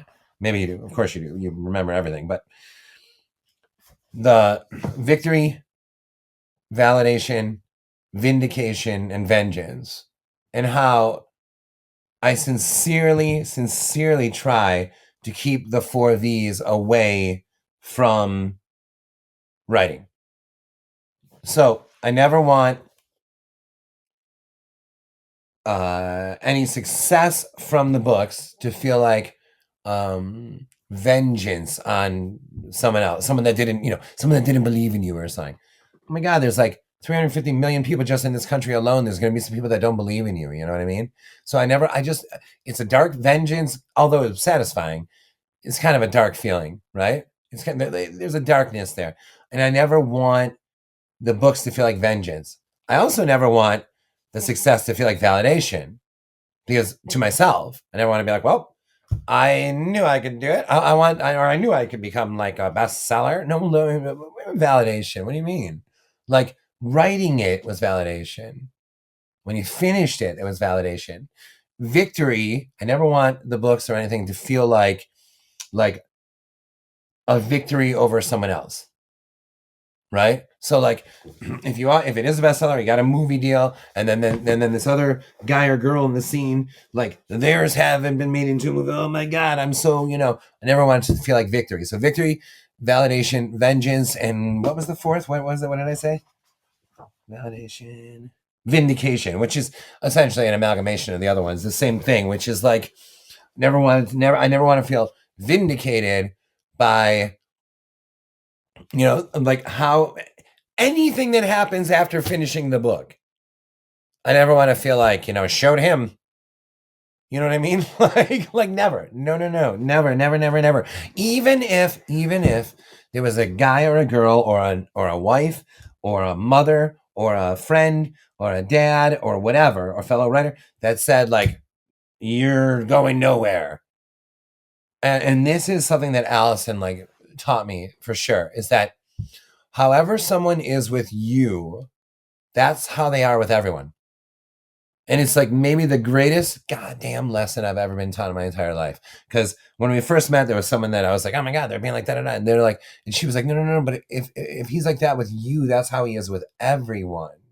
So now and she's right. You start to see that. You're like, oh, right. This isn't like a personal attack. This is how this person sees the world. And so now transfer that to somebody that would be in that dark of a place to say to you, you're not going anywhere with your writing, right? Like you got to be in a real messed up place to say something like that. Real messed up place to tell someone that they're not going anywhere with their writing, that there's something they're working on isn't going. Like that's maybe the worst thing you can say to someone. So what Allison taught me was that's the kind of person that would say that to other people too, not just you. And when you see that, now all of a sudden you almost feel like a little sympathy for the person. Instead, you're like, oh man, you are in a place, man, and I think a lot of people online we could all use to sort of avoid the 4 V's online. I mean, the 4 V's are rampant online, vengeance, vindication, validation, victory, right? I mean, it's like gotcha, right? And it's like, well, hold on, let's just wait. The book itself, I keep coming back to this, but that's what it is. I finished the book itself. That's it. That's everything. Anything on top of that, like wait, am I happy that I'm like took the lead on like a fellow horror author? Like, what are we talking about here? That first of all, that guy or someone else is about to take the lead on you. So there's no reason, there's no room to me for any of those things. That's not to say that there isn't room for like negative thoughts. Oh my God, come on. Like, what are we talking about here? Like, this isn't, I'm not Pollyanna, you know what I mean? Like, I understand. And that's also in watching Evil Dead, the difference between the optimist and the naive. The naive person literally doesn't know the score.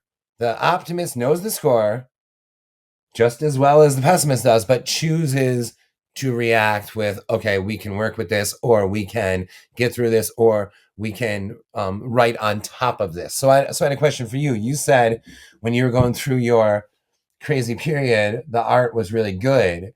So are your memories of writing during that period like sort of like frantic, emotional? Like what are your memories of writing during that period? Oh my goodness. I mean, so during that period, I mean, first of all, I kind of decided so anything I could do to be able to maximize my chances of seeing my daughter or to make the situation better, I would do that at the start of every day. But once it was done and it took an awful lot of training and it didn't always work, it would be like, well, that's done. I've done everything I could do.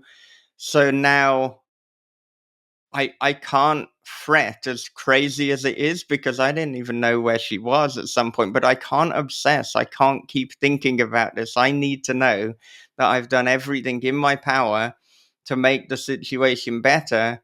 So now I'm going to use the time for me. And for me, that is creating art, that is writing, that is like, if not, I mean, I was going to say it's my happy place. It's a bit of a simplistic kind of way of putting it, but that's almost the place where I belong. That is my calling. That is why I'm here. And so, I channeled a lot of my time into writing. So it was a very productive time. I know that Rob Olson of the Arc Party, he asked me, was it cathartic? I mean, I don't know. Something about that word doesn't quite capture what it was. I wasn't doing it to get rid of the pain. I think I was doing it in spite of the pain. I was doing it because it was a good thing for me. And actually, during that period, so there were two books that I was working on. The first was this one that I mentioned that I'm 60,000 words into, but I felt a lot of the themes and the subject matter was stemming from the situation that I was in. And the reason that I parked it was I thought I'm too close to it. Like you would have been too close to watching Evil Dead if you'd put that out the next day. And then the one that I put a lot of my attention into after was Daddy's Boy, the most joyful Right. experience that I've ever had. And I think I wrote this kind of light, if we're to call it that, book, and this funny book because it was a way for me to just hold on to my joy, for me to have happiness within this terrible moment. So sometimes when things are lighter and more joyful, I'll write about the darker things. But if things are really, really dark in my personal life, it can sometimes be more liberating to write about something just a little bit lighter. But then Daddy's Boy, it's not a light book in terms of themes. I mean, in a way, there is a comparison to the Greasy Strangler that if you want, you can see it as this ridiculously absurd book with a lot of jokes. It's very playful. But actually, if you look at both Daddy's Boy and the Greasy Strangler, if you look deeper, they're about exploring father son dynamics. They're about fractured relationships. I see these two Yeah. pieces as very much in conversation No, with that one another. I love that. I feel like Grizzly Bear fits into there as well, by Which, the way. which I was going to mention, which we will return to. We're not going to have this without Jizzly Bear.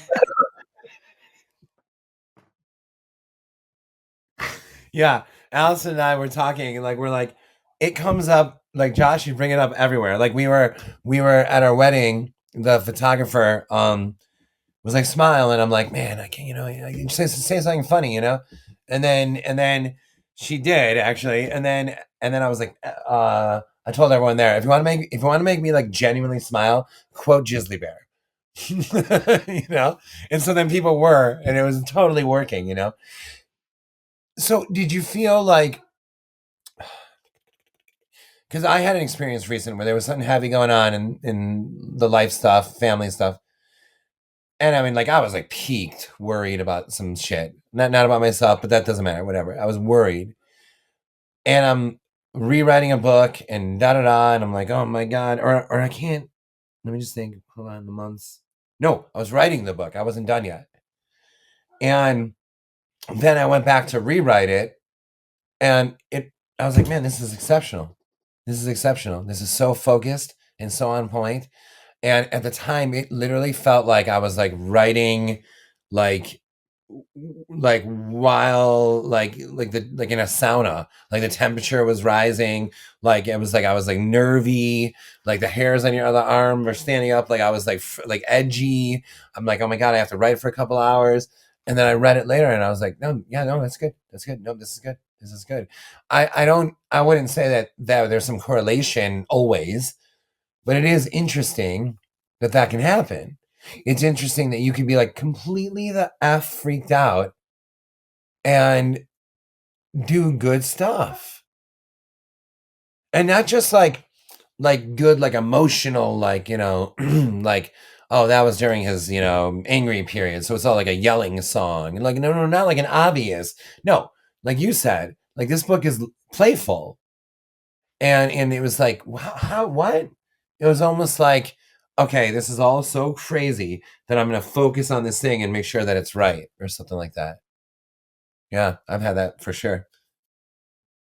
Yeah, I think in a way we can create moments of our life that are not within reality through the story.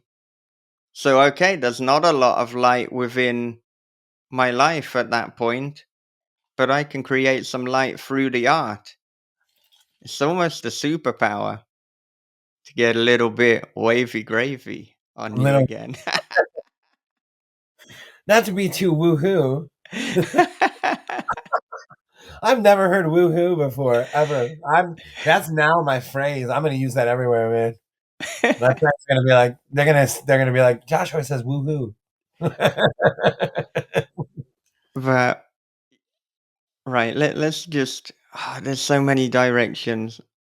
We're almost at Jizzly Bear, but I think you we're probably halfway through the interview right now. Do you feel like I'm right? I think this is a 3 hour. Are you starting to feel that way, or do you have to be somewhere? so I we interrupted one of my thoughts earlier when I was talking about things kind of going full circle and seasons.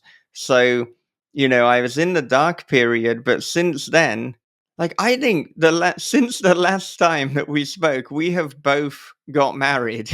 So Yeah. now so which is pretty funny, pretty crazy. But right now, so my wife is pregnant. So Oh, in an hour from now, we've got to be at an appointment. So I think we this probably isn't a 3 hour one, but we can probably do 2.5 hours. But I mean, I'm like the worst influence. This is amazing for listeners. They're like, so you have to be at like like a pregnancy like thing, and I'm like, hey man, let's do some shots. Hey man, let's go for three exactly. hours. Hey man, Jizzly Bear, and you're like, hey, whoa man, it's 8 a.m. and I have a wife. Yeah, yeah. So yeah, in fact that is the answer as to why first of all it's 8 a.m. So I don't typically drink at 8 a.m. I don't typically either, but I would for you. I know I know you would for me too. If you didn't have to be somewhere in an hour, I bet you would have. Exactly, yeah.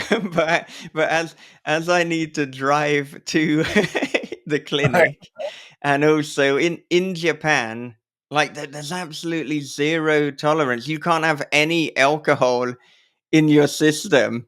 You know, Hey, uh, you know what? to As yeah, horrifying as that sounds, it's not a bad rule. yeah, yeah. It's So a horrifying rule, but also makes sense. right, yeah. So no, there are no shots being consumed at 8 a.m. now, 9 a.m. as time is always moving. But I mean, what what you said, wavy gravy. That's my What you favorite. That's said, my favorite part of the interview. What just happened? yeah. All right. What you said about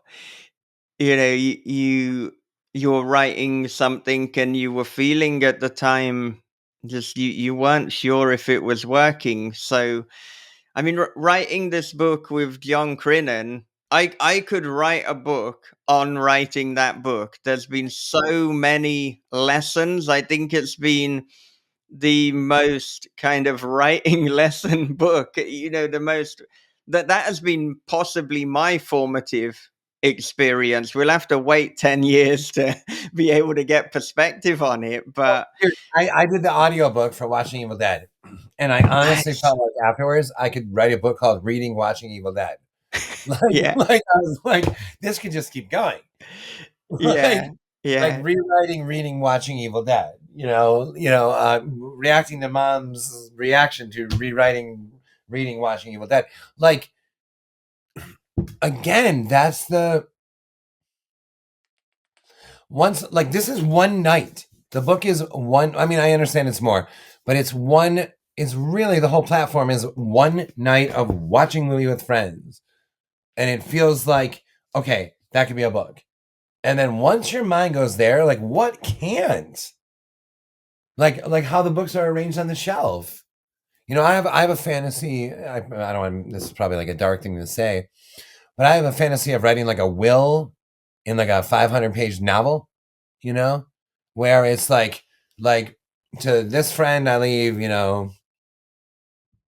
charisma. To this friend I leave all the money. This guy would be pissed. The first one.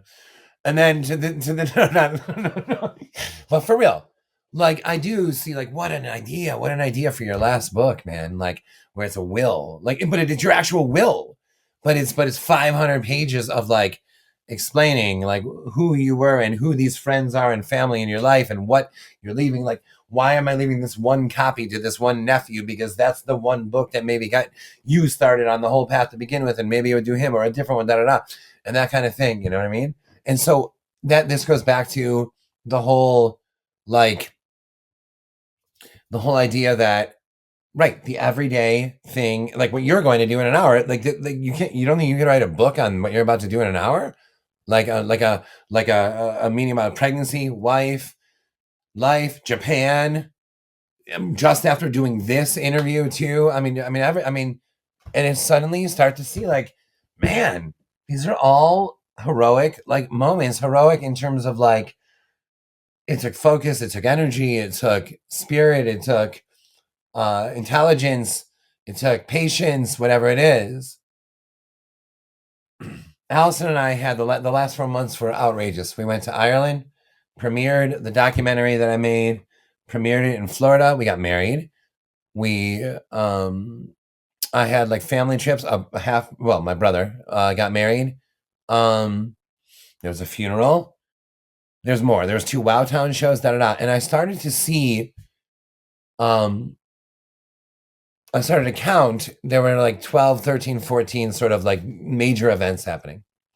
And I started to equate it with the 12 labors of Hercules. I started to say, like, okay, so we're on number 3 right now, and the calendar looked insane to me at the time. Insane. And I'm like, okay, oof. Okay, well, it's the 4th labor of Hercules. And in other words, he had to complete these 12 labors to be like a hero to Zeus or whoever the hell it was. And I started to see it that way. So Ireland was the 6th labor, the 6th task of her. Labor sounds like you don't want to do it. The 6th task of Hercules. And then getting married was like something like the 11th task of Hercules, whatever. But what happened was, not only did I start seeing it in this sort of like awesome way, it was that I started to see the everyday things. Because even getting married, I mean, people get married and like people make a movie and they show it, and people go to Ireland, right? It wasn't like I went there and came back with a Gorgon's head, right? So it was like I started to see these sort of quote unquote everyday activities as heroic. And then what happened was the events that followed that revelation felt heroic. And I hope, again, that that's what Watching Evil Dead does. I hope that it's like, you're like, we don't like a movie with friends can be more book worthy or just as book worthy as the trip to Istanbul. And you having these free events, having the release of Watching Evil Dead, getting married, and the writing documentary premiere all at around the same time, Oh yeah, all within they like a couple weeks. Yeah. they feel like they should be linked because they're all related. Was this serendipitous, or was there actual planning with the timing to make So them? the calendar was already like bananas, and then the doc got into a festival, and then they were like, "Can you do this date?" And it was like, I'm like, "Oh God, there's no Allison, there's no way we can do this." And I looked down and I'm like, "Actually, there's a week off there, and we're supposed to be there for 3 days in the middle of that week. Yeah, I mean that we can do this. You know what I mean? Like it was like, so I guess that would be serendipitous then, because it was like everything that came up like sort of like fit into the calendar. Like there was non-stop activity and event, and at the same time there was room for more. I lost 18 pounds in that stretch, and I didn't work out. You were just so active, or was that Just- part of being stressed? Or what was it? no, exactly. That's why I said to Allison, I think that I've discovered that stress is the best diet, But it was more like I think an object in motion tends to stay in motion, you know. And it's like like after the last Wowtown show, the release of Watching with Dad, that was freaking. You need to come to one of these, man. We got a big one coming up next month in Connecticut at Storyfest in Westport, Connecticut, where we're doing incidents around the house. Wowtown, like the whole troop from Michigan, we're all going there together. And like you got to come to one of these. You got to come to one of these because there is something like I don't know that anyone else is doing what we're doing with this right now. I mean, nobody launches a book like you do, but to call it a book launch is like, no, this is a theatrical production. This is like, Sam Raimi and the team remaking Evil Dead with Evil Dead 2. But Yeah, part of the book, watching Evil Dead, is talking about what is Evil Dead 2. Is it a sequel? Is it a yeah, remake? And I think in having these conversations in the book, for me, I become another participant. I'm having that conversation too, and I'm thinking about it. And so in a way, this book, it's a playable book. You are a character. You are playing a character within this. And I mean, for me, I thought, well, it's not quite a remake. It's almost a tribute or a cover. And then I thought, you know what? It's a love letter. It is a love letter to the original Evil Dead. It's yeah. riffing on some of the more That's extreme amazing. bits. Amazing. That's amazing. I just said yeah as if I had thought of that. I had never thought of that. That's amazing. That's a great way of looking at that. Yeah, Allison and I had like a little sort of debate about that at the Q&A after because the movie was screened after our reading and we had Allison was like, and then Evil Dead 2 was a remake. I'm like, no.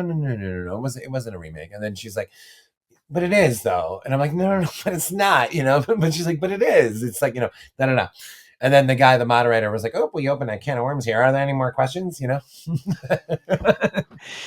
So, one of the first times that you spoke to me, or I think maybe it was the second time, you brought up Grizzly Bear. But at the time, you were like, you cannot put this in the episode. You cannot share the link. You cannot speak of this.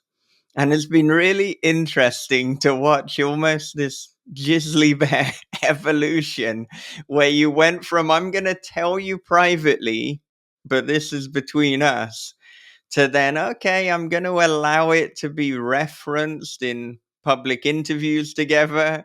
And now, when I got to this bit of the book, like a kid, it's like, yes, you have publicly mentioned Grizzly Bear in one of your books. So I want to talk about almost this Man, journey from it is. hiding to embracing the Yes, power of that's exactly Grizzly what it Bear. was.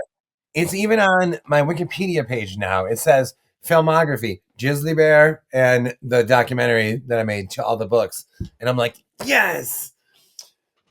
You know, Bird Box comes out. It's my first, not only is it my first book, it's with HarperCollins, it's with Kristen. Oh my God, right? And you could argue similarly to Watching Evil Dead following incidents around the house. Um, how to follow up like the most quote unquote commercially successful moment of your artistic life after you've written a dozen novels or more with Grizzly Bear, where you're throwing fake poo at each other in the woods and and then at the time there was this feeling of like again like the same fear that's in Watching Evil Dead, like where is this career going, not in a Dan Brown way but just Dan Brown, that sounded funny with Grizzly Bear, but like not in a Dan Brown, but in any way, like where is this going? I don't know. So Grizzly Bear felt like, first of all, it's one of the top 5 artistic experiences of my entire life. There's 100% no doubt about that. But there was this sense of like, oh gosh, like what would HarperCollins think, or what would this, da da da. And then over time, it kind of became like, what are we talking about here? This is like, is this any worse than Sausage Party? Is this any worse than like really any amazing John Waters flick? Is this any like what are we even talking? This like Jezebel is brilliant, and Allison is absolutely brilliant in it. And then an interesting thing happened where I don't know exactly how they heard about it, but there's a group of people on Facebook, I mean, on Twitter at the time, who were like, Josh Malerman directed a movie called Grizzly Bear. We're going to watch this together. It was like a group of like 5 people. And I was like, oh boy. And I wrote like the people in the movie, I'm like, the bear is out of the cave. You know what I mean? I was like, and they're like, what do you mean? And I screenshot, I'm like, this group, this book club is watching Grizzly Bear tonight. And that night, Alice and I were out, and I'm like sweating, like waiting for like a reaction online. I'm like talking to people and done, and I'm like, oh yeah, yeah. I'm like, oh my god, what do they think about this? What do they think about the poupée? And then the reaction was that they had like the greatest, most hilarious time, and I was like, yeah, that's all this was the whole time. What was I? Why was I so serious? Like about keeping this under wraps or whatever. And then it became, all right, you know what? No, this counts. This is not only does it count, again, it's similar to the like feeling I get from the from Wowtown, the theatrical troupe, again, who does all the readings for the book launches and more. We just did one with Jonathan Jans, by the way, which was incredible. Because we've never done someone else's story before. We did one of his. And Grizzly Bear was the same thing, because it's like a band. You know what I mean? It's like I wrote the song, but Allison's playing the lead guitar or singing. Allison's singing the song. You could argue in Jizz the Bear, and Jay is playing the drums, and this kind of thing. It's the group sort of theatrical troupe like effort of it. Like that's my favorite place to be. It's the same reason that when someone says to me like, what did you think of the movie adaptation of Bird Box? And I'm like, what did I think of it? It's like the greatest thing that's ever happened to me. Like the band taught me like so much in terms of like playing with other people. Like I'm very used to writing the song, handing it off to the boys, and they make whatever music they want to make. I don't tell Chad what to play on the bass. Same thing with Bird Box. I wrote the song, and Suzanne Bier and Sandra Bullock made the music, and Netflix made the music. Whether or not what they make is better or not than what I wrote, I still wrote the song.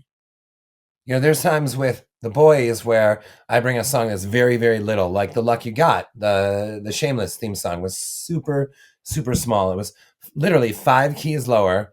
It was like, very little. And one of the members, Burko, was like, raise it a key, raise it a key, raise it up. Like kept saying that, add this, add this. And all of a sudden it's this like bright rocker that becomes like a theme song. So, okay, it's better now than when I wrote, but I still wrote the song. And then you could argue the opposite has happened, where I wrote something where I heard like this amazing thing and it just came out kind of like this little thing. And you're like, Either way, I still wrote the song. So I'm used to that, not only used to that experience, it's my favorite experience. And Wowtown is like that. Grizzly Bear was like that. Playing in the band is like that. And also, it's becoming more and more like that with Del Rey, where now we're talking about books like Watching Evil Dead and maybe possibly another nonfiction book somewhere after the next 2, like horror novels, that kind of thing.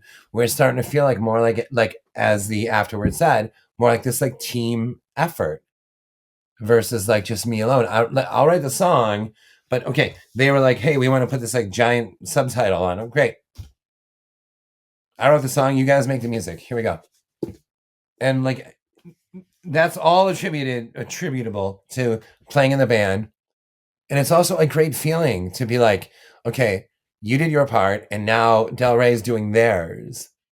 And that doesn't mean to say like now they have to do theirs. That means they're just doing theirs, just like Derek playing the drums. And like to me, that's a super exciting situation to be in or something. I'm the furthest thing from a control freak that you can get in an artist. The furthest thing that you can get. Well, obviously, Jizz the Bear's funny, but I wrote it, da da da. I set up the camera. I would be like, okay, go. And I would just watch them be hilarious and be like, that was great, guys. And they're like, should we do it again? I'm like, I guess, yeah, sure. You know what I mean? Like, I don't know if you're going to top. That was hilarious, but yeah, do it again. You know, I'm the furthest thing from a control freak. In fact, I'd rather, I don't want to say delegate because that sounds like you're in control. I'd rather like we each play our part. Same thing with Wowtown. I told you, we got that awesome gig in Connecticut coming up. And I had to call each of the members and say, can you come do this? Well, Jim scores all the readings and even writes songs about the books and plays them. So I'm like, what if Jim can't be there? Like, what if Jim can't go to Connecticut? What do we do? I mean, he's literally the music of the whole show. And Allison's like, well, you could score it, right? Right, I could. And if he couldn't have gone, then I would, I guess. But it's the fact that Jim, and she knows this, it's the fact that Jim's doing that that adds to the sort of band of merry pranksters, that adds to the sense of like, this guy wrote the book, that guy's doing the music, Allison's doing like the props and like all the the amazing, like impossible stuff. Janine and Lily are acting, James is doing magic. Like you like that's the vaudeville troupe. And that to me, that's where I feel most at home is in like a band. And Jizzly Bear was 100%, 100% a band. No, I totally get that. And I think we have quite a similar attitude when it comes to film adaptations. And I was pretty upfront with Ryan from the start. And then I've been working with Alec Frankel, who also works with Ross Jeffrey. And so with me, it's like, look, I've written the book, but in Yep. terms of what you want to do with the story and with the film, that this is like a collaboration, or this is a Right. cover, this is your vision. So I'm not really a no person. At the most I might be a yes and. No, I was kidding. Nobody knows what we're laughing about now because that is only visible to us That was the most, on that Zencaster. was the most inside joke possible. Yes, 100%. And that's what watching Evil Dead is entirely about. Is that the whole payoff is writing the book. And so anything on top of that is not gravy or wavy gravy. The whole anything on top of that is just excitement that anyone wants to be involved at all. Like I understand Stephen King and The Shining, okay, blah blah blah. And there have been like more recent examples too of guys who are like, oh, the movie. It's like, what are you talking about? Like, come on, I just can't fathom being upset about the fact that a book of mine is being adapted on any level. I just can't. Because if I was making the movie and a million like studio, if I was directing the movie and writing the movie, and a million like studio people were telling me you have to do this or this, I could definitely get that. I can definitely get like, but somebody else is just adapting your book. I am 100% just grateful. The fact that Chad is playing bass on a song I wrote, grateful. The fact that Jay wore a pile of shit on his head for Jizzly Bear, grateful. Like, I mean, come on, man. What are we talking about here? The joy is in writing it itself. And once you recognize that you're never going to top that feeling, that if Stanley Kubrick got a hold of your book and made a movie, it wouldn't top the feeling of writing the book. Once you realize that, then like, what are we even talking about? It's like liberating. This is exactly it. And this is a conversation that I've had with a number of people. And I was talking to Kev Harrison recently, and both of us, we'd like to be picked up by bigger publishers. And I think it's fine to say that's something we would like, but Oh I yeah, don't feel I need it. And right. he said, he hopes that my self-belief improves. And I said, well, my self-belief is is here. You Right. know, This is I totally believe in every single story that I've written. It couldn't be topped. And you know, that's the funny thing. And this is something we've spoke about before. It's something you mention in watching Evil Dead. Whether the story remains on my hard drive, whether I put it out with This Is Horror, whether Del Rey put it out, whether anything in between, it is the same story. And yeah, I man. believe in that story. And whether one of a person reads it or millions of people, it's still the same story. So it's a funny, it is a funny feeling to think whether, you know, financially I stay the same or I get rich off a book, it doesn't alter the story. And this is Right. going back to the four V's and specifically validation. The trouble is when you need validation through other people. This is a good lesson in life generally, not just in art. You know, don't need the validation of others, don't need external validation. Be happy, you know, with what you have that be enough. But yeah, I think about it loads how almost perception can change based on, you know, how many sales did I get, how many Goodreads reviews did I get. Right. But So I haven't looked at. So Incidents was book 13 that I had published, and so Watching with that is 14. I was a little nervous when Incidents was number 13. It sounded like extra like freaky or something to me. it's so perfect, you No, didn't plan it, but that is book 13. that's book 13. Yeah, yeah. And I know that whole book. When we were like flying to Dublin for Incidents, I'm like, Incidents Around the House could be a cursed film. I'm a little worried about this flight. Like this is the exact kind of movie that could be a cursed film. Like But anyway, wait, what did you say? That led to that shit. I was talking about not seeking external validation. But then why did that lead to Incidents? I can't remember. Mm. Well, we said it was book 13, but it was perhaps a bit before that. So let's let's backtrack. Whatever book I write, whatever story I write, it doesn't matter how well it does. It doesn't matter about the Goodreads Right, reviews. right. There it is. There it is. So, right. I have not looked at book sales or a single review since Unbury Carol. So that's 1, 2, 3, 4, 5, 6, 7, 8, 9, 10 books ago. I haven't looked at a single book sale or a review on like a. I've seen if like if someone tags you in something, you see it, like the girl that said the woman that said watching it that is wholesome. Like you can't help but see certain things. And I've seen like a Kirkus review, like that kind of course. I haven't looked at sales or whatever in whatever however many books that is. Yeah.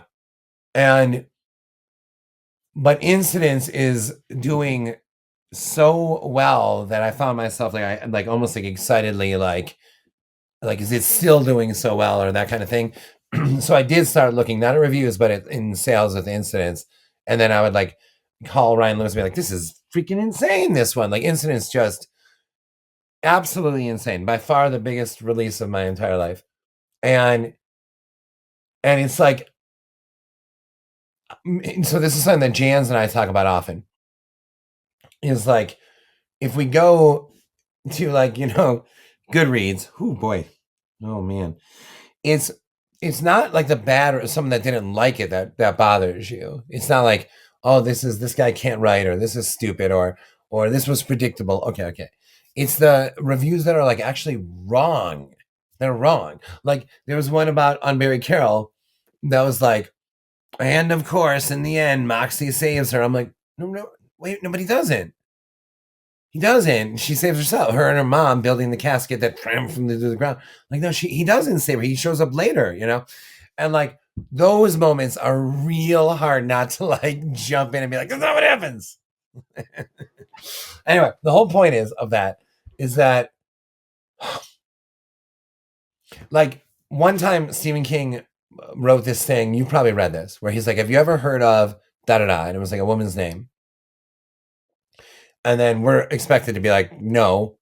And that is what we were like. And he was like, she was the best selling novelist from like 19, whatever, 20 to 1960 or something, like the best selling novelist in the world. And he was like, he was talking about himself saying that he would eventually fall into obscurity as well. And we could all be like, no, you won't, because of the films and other things and different era. He wrote this before the internet stuff. And, but that did sign to me. He was right. I didn't know the best selling author in the world from 1920 to 1960. I never heard of her. Not only did I not know her or haven't read her, I never heard of her. And so you can go on to YouTube right now and find a band that has 400 million plays, literally, that you've never heard of. And even when you hit play, it's like some kind of thing you're not into, like Christian rock or whatever the hell it is, right? So you're like, this isn't like what at that point, what are plays? What are number of reviews? What are, you know what I mean? And so you just like heard this band, you're like, this is like, gee, oh my God, what am I listening to? 400 million. And you're like, okay, so what if I had 400 million reviews of my book? Like, does that mean that I'm good? So once you explode, eliminate, whatever, pulverize the number of views, likes, sales, these kind of things, it just keeps coming back to the same thing. It keeps coming back to the same thing. The gratification of finishing the book itself. You got rid of whether or not an adaptation is right or wrong. We got rid of the number of likes, the reviews, whether they're right or wrong. I mean, so it keeps coming back to the same thing, which is like, I wrote the book. That's all that matters. That's it. I think you have to ask yourself, are you satisfied with the book? If the answer is yes, end the discussion.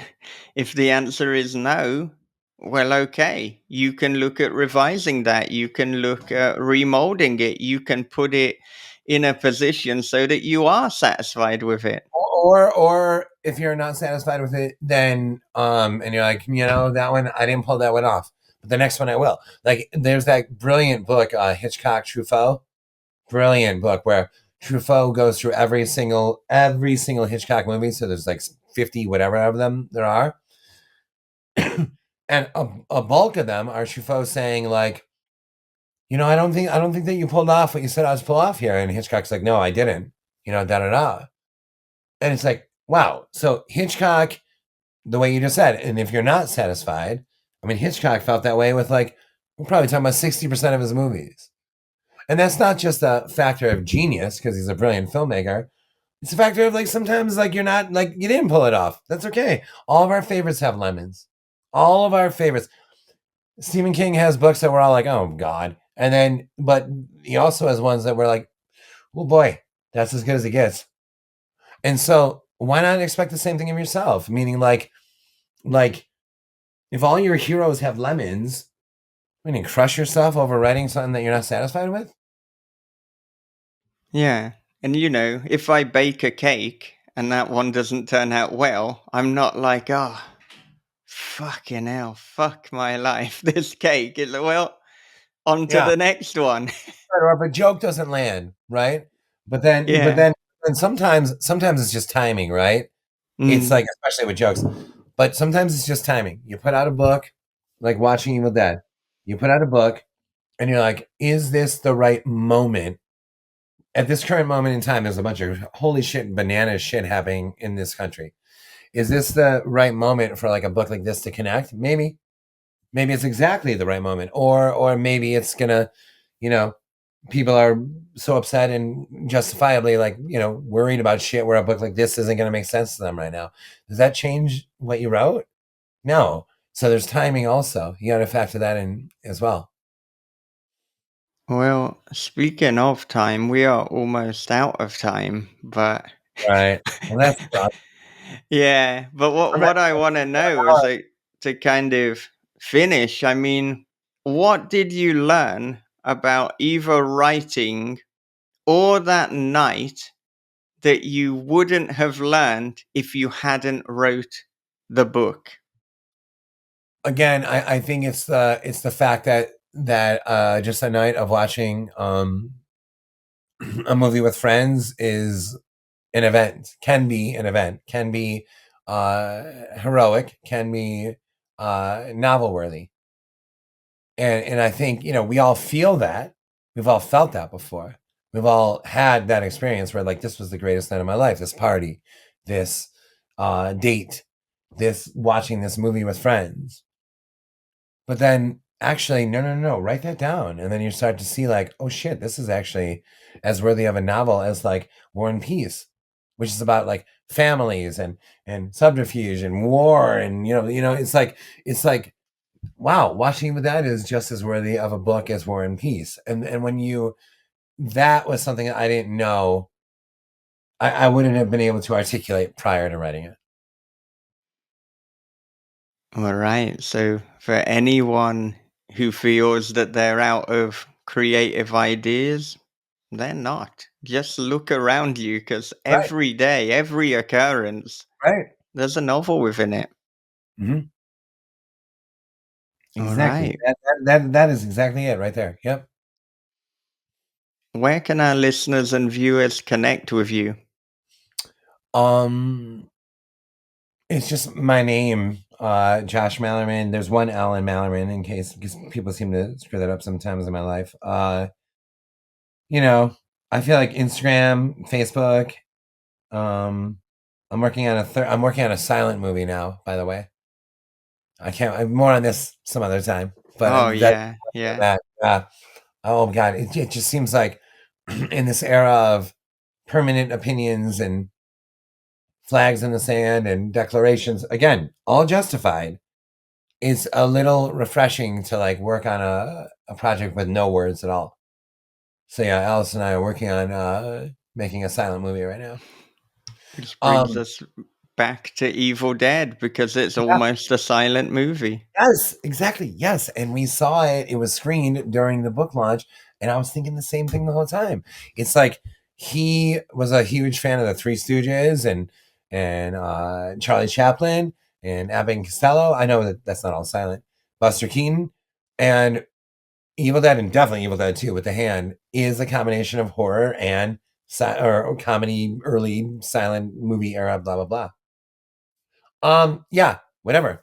Not on Twitter anymore. Thank the gods. And definitely on Instagram and Facebook though. And also whatever.